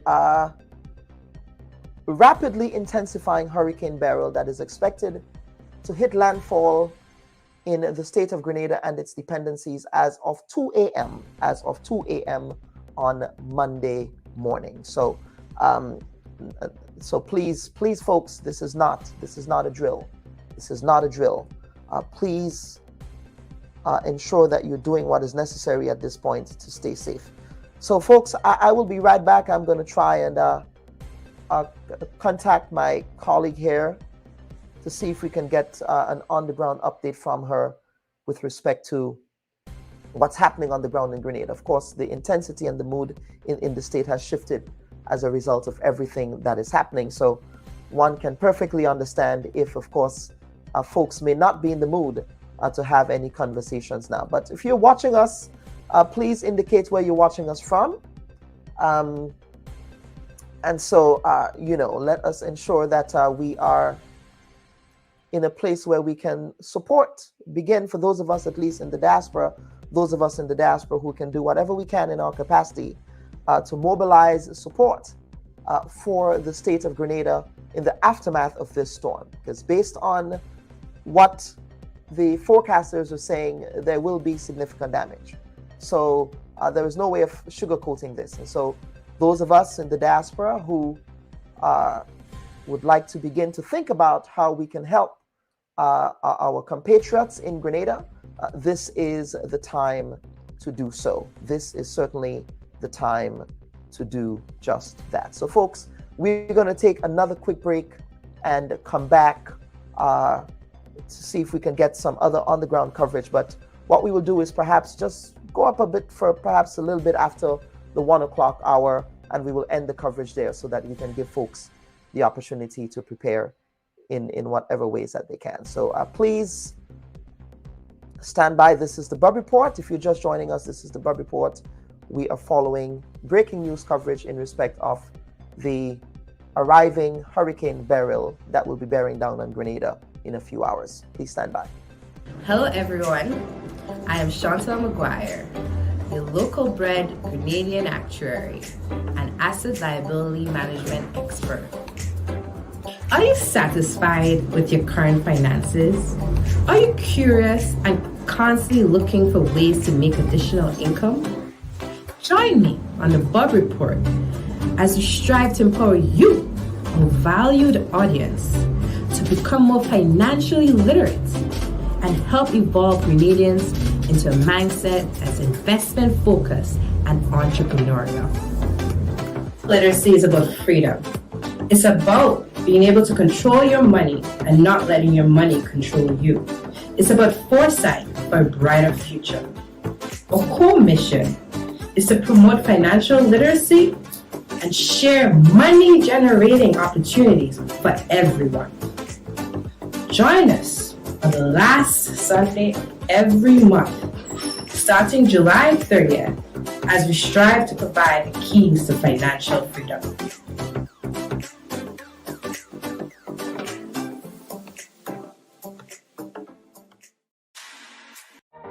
Hi everyone, thanks for checking out the Bub Report's social media pages. If you'd like to get more videos, show highlights, and watch our weekly live show, follow our Facebook, Twitter, and Instagram pages, and also subscribe to our YouTube channel. You can catch repeat episodes on Wednesdays at 4 and 5 p.m. respectively on CRFM Radio and GBN TV in Grenada. We are also viewed on Sundays at 8 p.m. on WPG10 throughout the Caribbean. Thanks for watching. All right, folks, we're just laying in wait here. Please stand by. Should your loved ones pass on, they deserve to be treated with dignity. And at S.A. Johnson Funeral Home, we can provide you with that service. We can take you every step of the way during your sorrowful moments. When that need arises, call S.A. Johnson Funeral Home at 347-777-9797. That's 347-777-9797. S.A. Johnson Funeral Home is a Caribbean family-owned funeral home here in Brooklyn, providing funeral services, but in a dignified way. From cremation to burial to the repatriation of your loved ones, you don't have to go through the hassle, as we provide exceptional service that allows you to mourn and heal peacefully. For more information, visit our website, www.sajohnsonfuneral.org. Send us an email at sajfuneral@aol.com or call 347-777-9797. S.A. Johnson Funeral Home, because you deserve to be treated with dignity.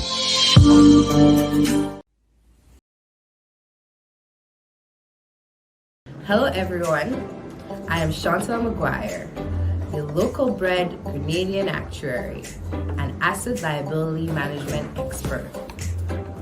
Are you satisfied with your current finances? Are you curious and constantly looking for ways to make additional income?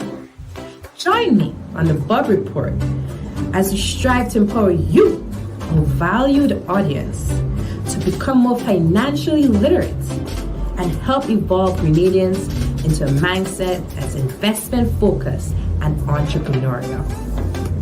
Literacy is about freedom. It's about being able to control your money and not letting your money control you. It's about foresight for a brighter future. Our core mission is to promote financial literacy and share money-generating opportunities for everyone. Join us on the last Sunday of every month, starting July 30th, as we strive to provide the keys to financial freedom.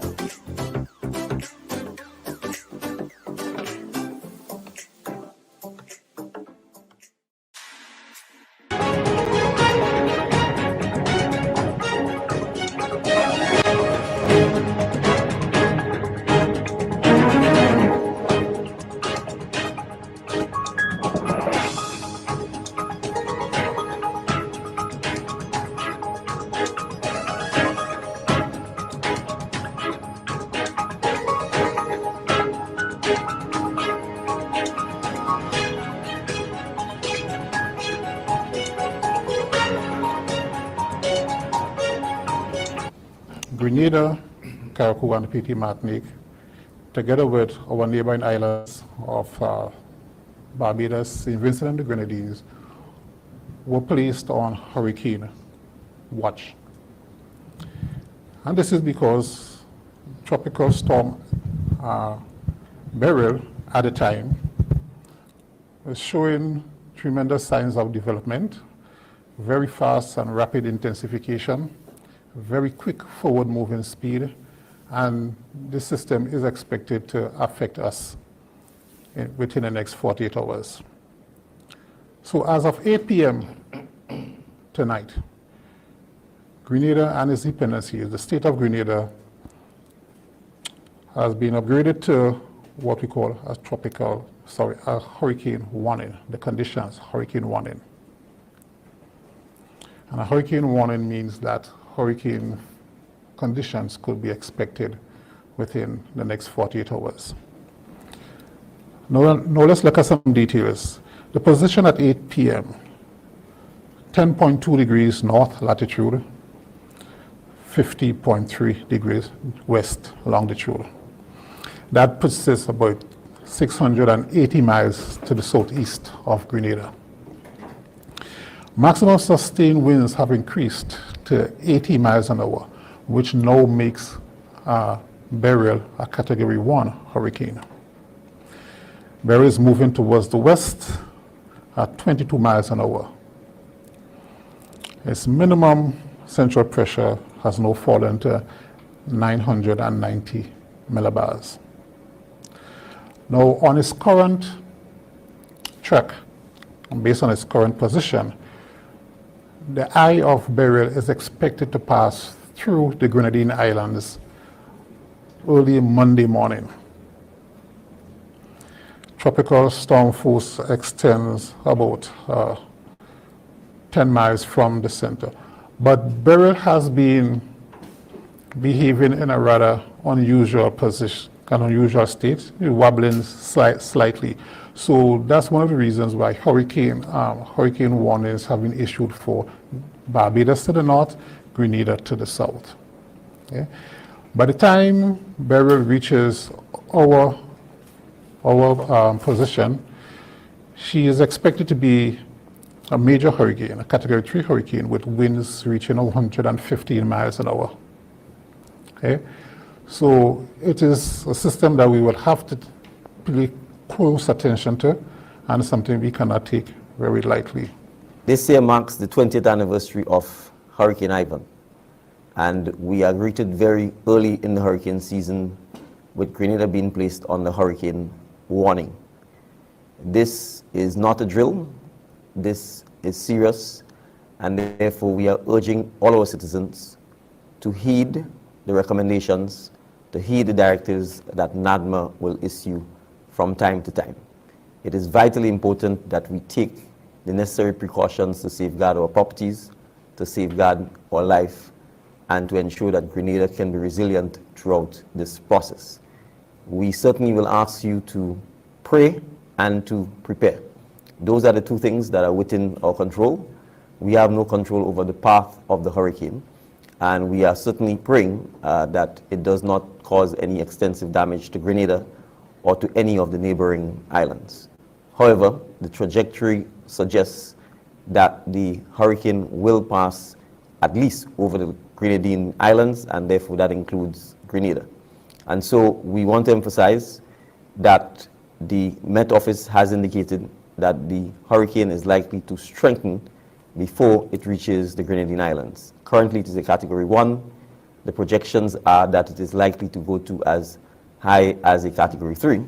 And since we do not have control over the water temperature and other factors that may drive the strength of the hurricane, we cannot underestimate that it may even strengthen further. The projections are also showing that it is moving very quickly. And so it is important for us to take the necessary precautions immediately, starting from tonight. Although we are activating on a national scale from midday tomorrow, all of the stakeholders who were here at the NEAC meeting have already begun to activate their hurricane response. From the Ministry of Infrastructure, the Royal Grenada Police Force, the airport, private businesses, NOASA, GRENLEC, the Ministry of Health, the Ministry of Education, and all of the other stakeholders are fully briefed.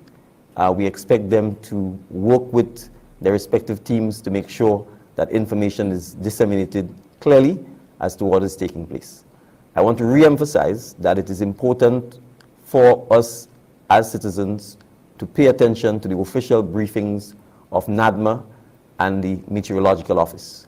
We want to urge you to refrain from spreading hysteria or panic, and to check and fact-check any information that is circulated about the hurricane on social media, because we want to make sure that our citizens are getting accurate information. As has been indicated, water will be turned off from 9 p.m. on Sunday, so we are urging you as much as possible to stock up and to fill up on water during that period. NOASA will remain sensitive, and we will continue to monitor the situation. Of course, if the weather is not difficult and if there isn't too much rainfall, then we would expect that they would reactivate and turn back on the water quickly. But in the event that does not happen, we want to ensure that the citizens are adequately stocked with water. Of course, the hospital and other health facilities NOASA will provide, will ensure that water is available. Trucks as well will be available for the supply of water. The trajectory of the storm suggests that the northern part of Grenada, Carriacou, Petite Martinique, St. Patrick, St. Andrew, St. Mark, are more likely to be impacted by the storm than the southern area. That's the trajectory. We are expecting that there will be a further update at 11 p.m. tonight, and that there will be further updates throughout the course of the morning. And so it is the entire country that is on the watch, on the warning, sorry, but I want to emphasize to the residents of St. Patrick, St. Andrew, St. Mark, and Carrick and Petit Martinique, that you need to start taking immediate action to ensure that you can protect yourself, protect your property, and your loved ones. So, all right, viewers and listeners, of course, that is Grenada's Prime Minister, the Honorable Khan Mitchell, and that was we are on the hurricane. from that was a press conference from last evening. He has since given another update as of midday today. We also got an update from the National Hurricane Center. It is not a good prognosis, but at this time, I'm joined by my colleague in Grenada, Miss Callistra Farrier, who is here to give us an on-the-ground update with respect to conditions on the ground, preparations, and of course, we know that a lot of the supermarkets were open today to facilitate last-minute getting of last-minute emergency supplies to weather out this very dangerous storm. So, Callistra, good afternoon to you, and thank you for joining us on the Bub Report. Of course, this is not an easy time for us to be having any types of conversation. So over to you, Callistra, in respect of what are you seeing on the ground now where you are located? Okay, well, first, I'm wearing my T-shirt here. I'm trying to talk to Beryl. I'm trying to say to her, do not come. But, who knows if she will listen. But yeah, on the ground, people are in full preparation mode. The atmosphere right now, particularly where I am, is typical of what I saw when other systems were approaching. It's quiet, it's calm. It's certainly a lot quieter than it was as Ivan was approaching, because we had not had a storm, a hurricane for half a century, and generations had not seen it. And it was a carnival. I was in Guave in the lead up to Hurricane Ivan making landfall, and people were cooking and all of that. I'm getting that is not happening. I understand in Guave yesterday, people actually came out and were having a sort of carnival-like atmosphere in the rain. But then again, it was Fisherman's birthday there. Now, the weather does not look like a hurricane is approaching us, and one that is as dangerous as Beryl is being forecasted to be right now. The supermarkets, long lines as to be expected, people trying to get last-minute supplies. I am told that at real value, the lines stretched way out, the traffic way out, people trying to get what they need to try to ride out this storm, this hurricane that is going to begin impacting us later today, and we'll feel the full brunt of in the early hours of the morning. The situation with water, though, that is, I've had several calls for the day from the CEO of Montpure. There's a run on her water company as we speak. People are trying to get water. She does not have sufficient to supply. She's now down to one case per person that she can only sell to ensure that as many people as possible get this very important resource. Nawasa are shutting down their systems at 9 o'clock. Depending on the severity, we don't know how quickly they can come back up to distribution strength. And so having drinking water, potable drinking water from Nawasa, you don't know how long that will last. There's a lot of uncertainty about that. So people are trying to get the water. As you may know, Kellen, we're down one water company, Glenelg, having a total recall of their products. A recall of their products, yeah.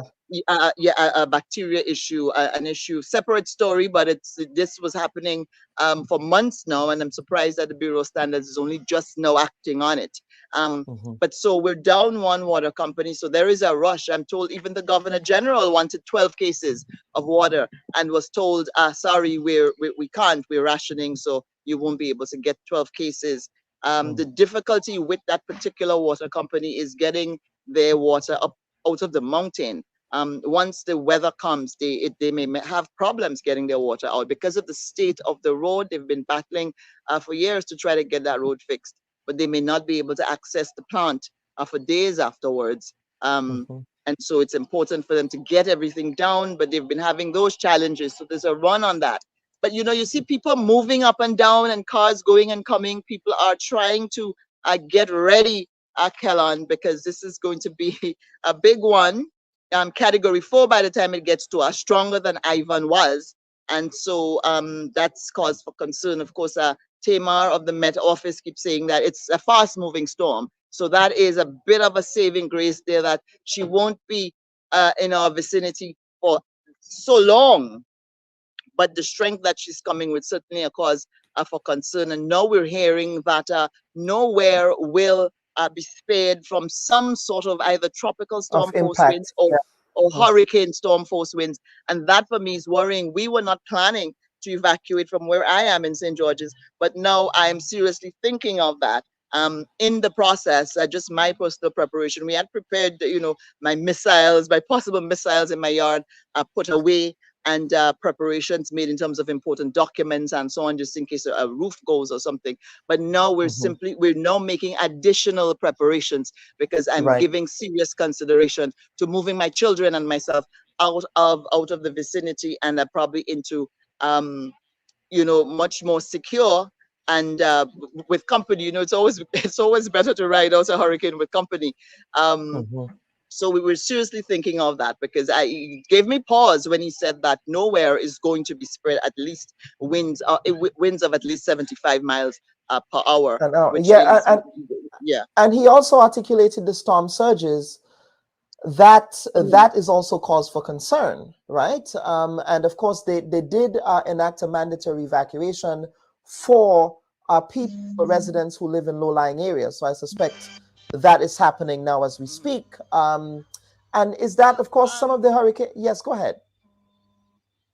You're probably getting a call there. Yeah, go ahead, Kalistra. I keep asking, and as we speak, I see the Montpure transport coming down. I think they're bringing water to me, because I asked for water, so I'm getting some water delivered here. But one of the things, Kellan, is that I keep asking, and I've asked at two news conferences. Whether or not they're ordering a mandatory evacuation of people on the coastline. Are they insisting that everyone must move to a shelter because of the surges that have been forecasted? And they've said no, they haven't. I mean, they know better than I about these things and the timing of it and so on.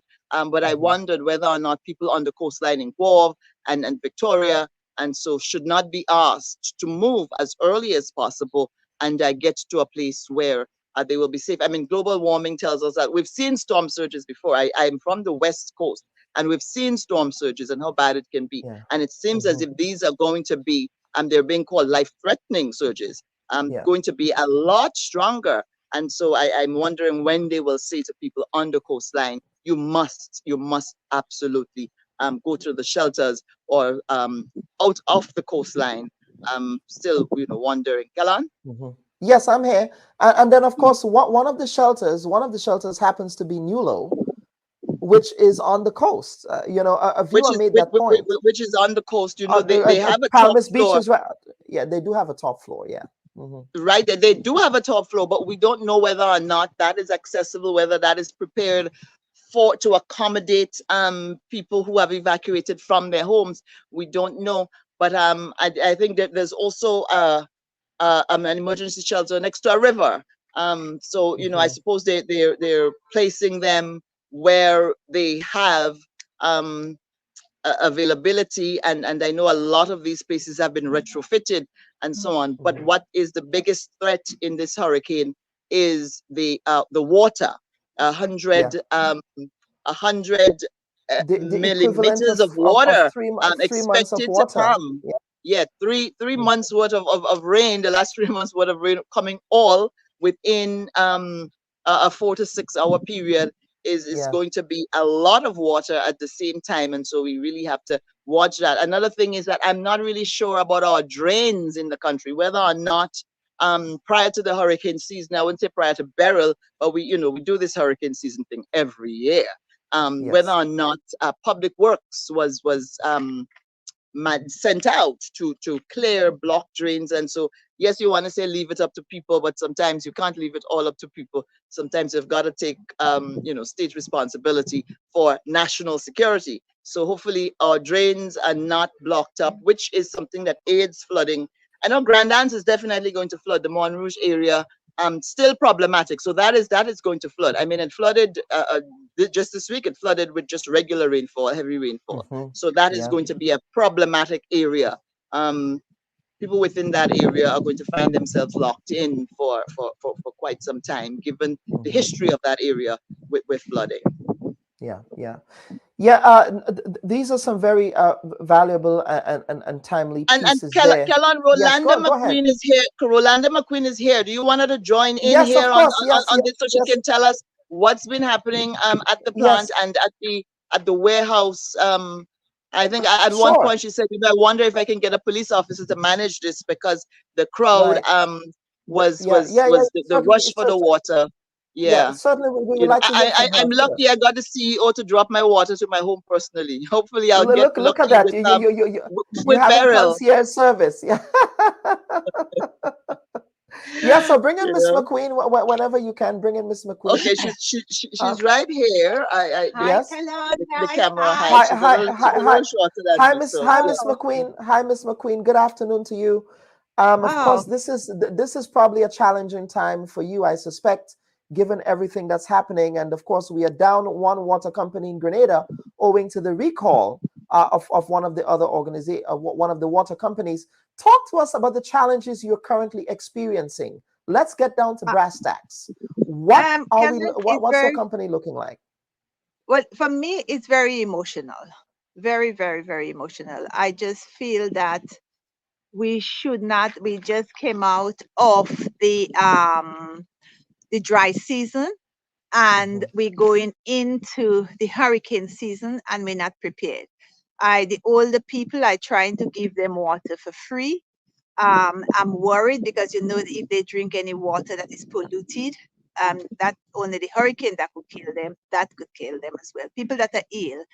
I'm really emotional about it, and at the same time, I'm quite upset as well, because every year we know we have a hurricane season, just like how we have a dry season, and it seems like we are not prepared. I have my workers just turned around and said to me, they're not working because obviously they had their family, and I had to go to them. No, you have to work. You have to go out there. I spoke to Mr. Hall in CID, and I told him, listen, we are going back up to the mountain. I wanted somebody to help drive the truck. They didn't have anyone. So we could try and bring down as much water as we can.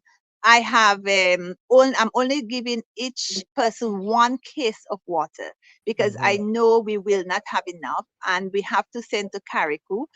What I would like to ask for help for if the SSU, I don't know if they still exist, if they could come and give us a hand. So as soon as the hurricane passes, we can go back up there and start making water. I do not know if NAGMA and them have enough water. Nobody has contacted me. So I'm working blind. I'm just trying our best. We are pushing as hard as we can, but I don't know where. I don't know if we could sell 1 case. I would have thought what NAGMA would have done, as they've done in the bigger country, they would have come and take over the water now and said, Ms. McQueen, step aside. This is in our hands. So I don't know. Should I sell 5 cases of water? Should I say, no, I cannot sell water? I don't know. So what I'm doing, I've just made the decision that I'm going to sell everyone 1 case of water. But I would like for NAGMA to come and take over now. Because they know where the water have to go to. They know who have to get water. We have the hotels and them, everyone is just rushing us. And I just think it is unfair. The people in the shelters, have they got water? Because it's fine to go in the shelters, but have they got water when they go in the shelters? So I would like somebody to just contact me and say to me, this is the situation. How many cases of water have you got? And this is how we are going to do it. I would like somebody to contact me and to say, right, on Monday, this is what we have on Tuesday, this is what we have in mind. This is how we are going to do it. Anyone, so we don't walk in blindly. I feel like we don't know what we are doing. And I would really like to work with them. Absolutely, because right now there is yes, Kalistra. Just add something, please. To ask Rolanda, is that you've had a lot of people. I need to get on camera. You've had a lot of people at the warehouse trying to get water. Give us an idea of the number of people who have been coming and the number of cases of water that you've had to sell today? I had even to the Governor General, I had to say, they wanted a quantity of water, and I had to say to them, no, I cannot give them that quantity of water. I have had, because my concern now, I have to give the police water, because the police and them and the nurses, the hospital, these are the people, these are essential workers, these are the people that we have to try and get water to. I have everyone. I have people coming in that saying that they have young babies. So I having to choose now. I'm going to give the elderly and people with young family water, and the police, the emergency workers. I think that. But one of the good things Mr. Hall said to me, we just sent up again to the mountain, and he said we can park one of the truck on the in Central, so which is really good for us. So as long as we have the water down in St. George's, I think that will be able to, we will be in a better position where it could be easily distributed. But I feel at the moment right now, I don't think the distribution should be in my hand. I think I have to work with them to know how to distribute the water now. Right. And especially in the context of some of our viewers have been commenting that they do not have water where they are. Yes? From Nawasa, or official, even though officially Nawasa is scheduled to have a cutoff point for water distribution later this evening. And so you do have citizens, I'm sure, who would be looking to your service, your resource, to be able to replenish their water supply. This morning we was only trying to restock, and the amount of people that was rushing us. And as I said, I had to make the decision to sell everyone one case. But I think now we have to hand it over to the people that is handling the disaster. Yeah, absolutely. And Ms. McQueen, of course, I hope that you and your family will be staying safe at this point as well. I know that I'm not sure if you experienced Hurricane Ivan, but that was not a pleasant experience at all. Well, it's funny. My kids, I think the last British Airways flight is going out today, and my kids had said to me, "Mom, get on the flight, come back." But obviously, I can't leave my workers, and I can't leave. As I say, I'm an essential worker. I can't leave my people and run, because I could afford to run. So I said to them, they were not very happy, but I said, no, I have to stay put, and we have to go through this together. I'm not going to run away, because I can run away. We have to stay put, and we are going to see another day, and we are going to be okay, and we are going to be fine. Yeah. Yes, we have to be resilient. We have to be resilient. We are certainly a resilient people. We certainly are.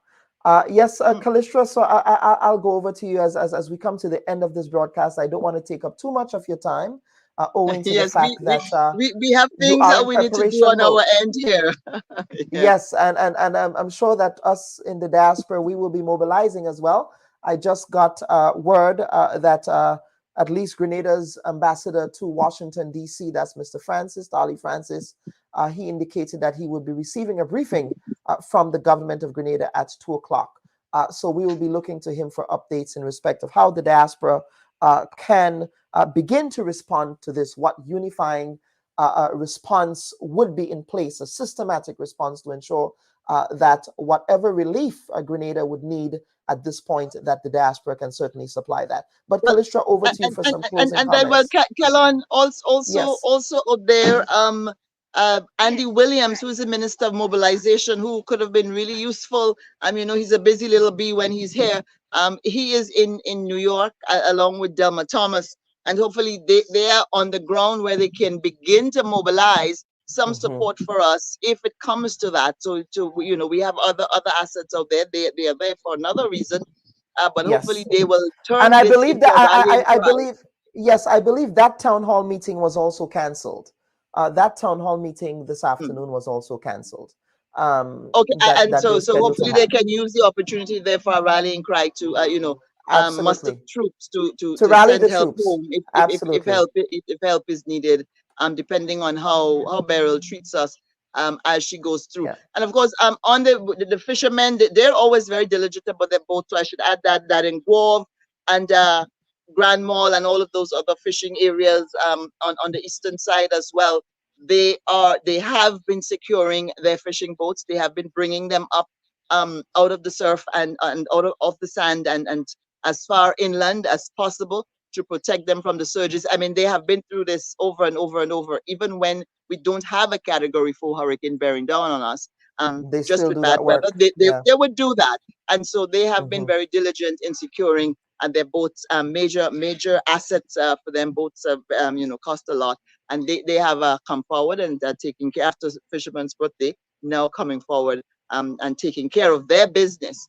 And hopefully the rest of the country is mobilizing and getting ready. You know, all we can do now, Kellan, is get ready. It's been 20 years, so hopefully we're not too rusty on this, and Yeah. we'll be fine. And there is a generation of Grenadians who were born at the time of Ivan babies who are going to be experiencing their first hurricane as well. And I don't say this lightly, but this is serious stuff. Yes. No, it is. It's not to be taken lightly, and I hope people do not, and follow the instructions that they are given, and just let's try to be. This is one time when we have to be good citizens, because trying to be to express our authority averse nature that we have can be problematic as well. So let's just all do what we need to do, from the police right down, from the Prime Minister right down. If we all just band together, we're probably going to get through this pretty well. Yeah, absolutely. All right. My colleague Kalisha Faria, please stay safe. We'll be in touch. Yes. All right. All right. Viewers and listeners, my colleague there, my media colleague, Kalisha Faria, one of my mentors in the business, actually. But Kalisha certainly left us on a very positive and resilient note there. That certainly is something we can get through. Now, as part of the Prime Minister's announcement, he indicated that a state of emergency will be declared by the Governor General as of 7 p.m. This evening. What are the implications of a declaration of a state of emergency? Pretty much, no one is expected to be outside of their homes. You're expected to be either indoors or in an emergency shelter. And of course, with the declaration of an emergency comes the mobilization of both local and regional assets to respond to the current natural disaster that Grenada will be experiencing.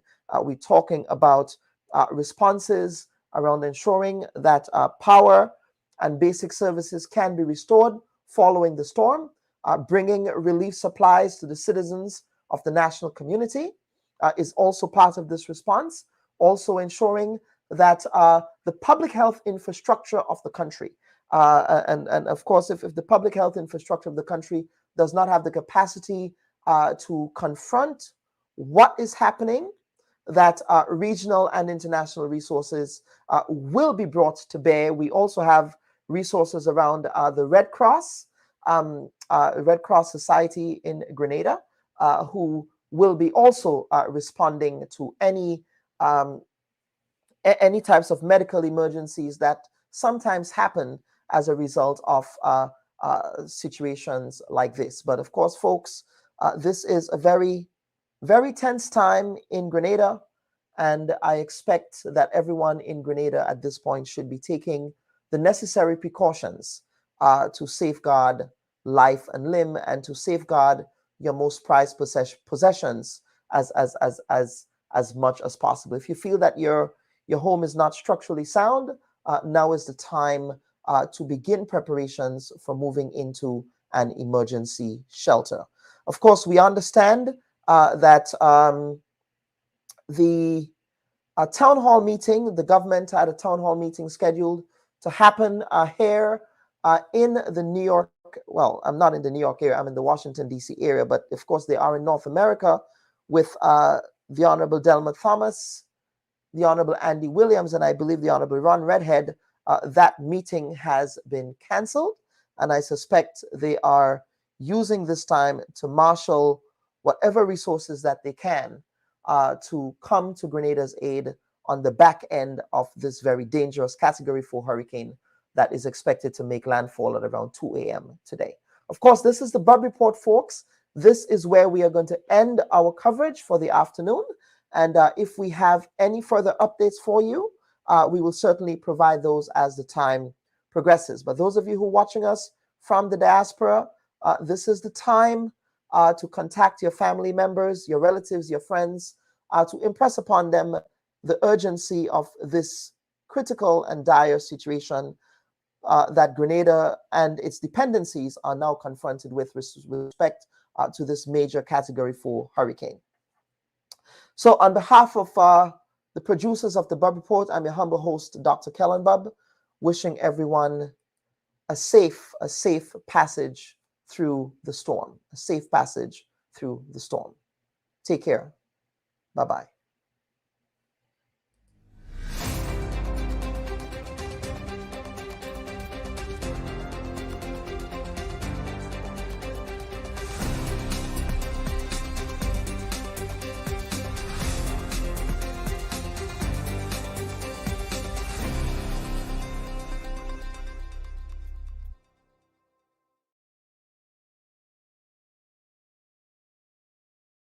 Hello everyone, I am Chantal McGuire, your local bred Grenadian actuary and asset liability management expert.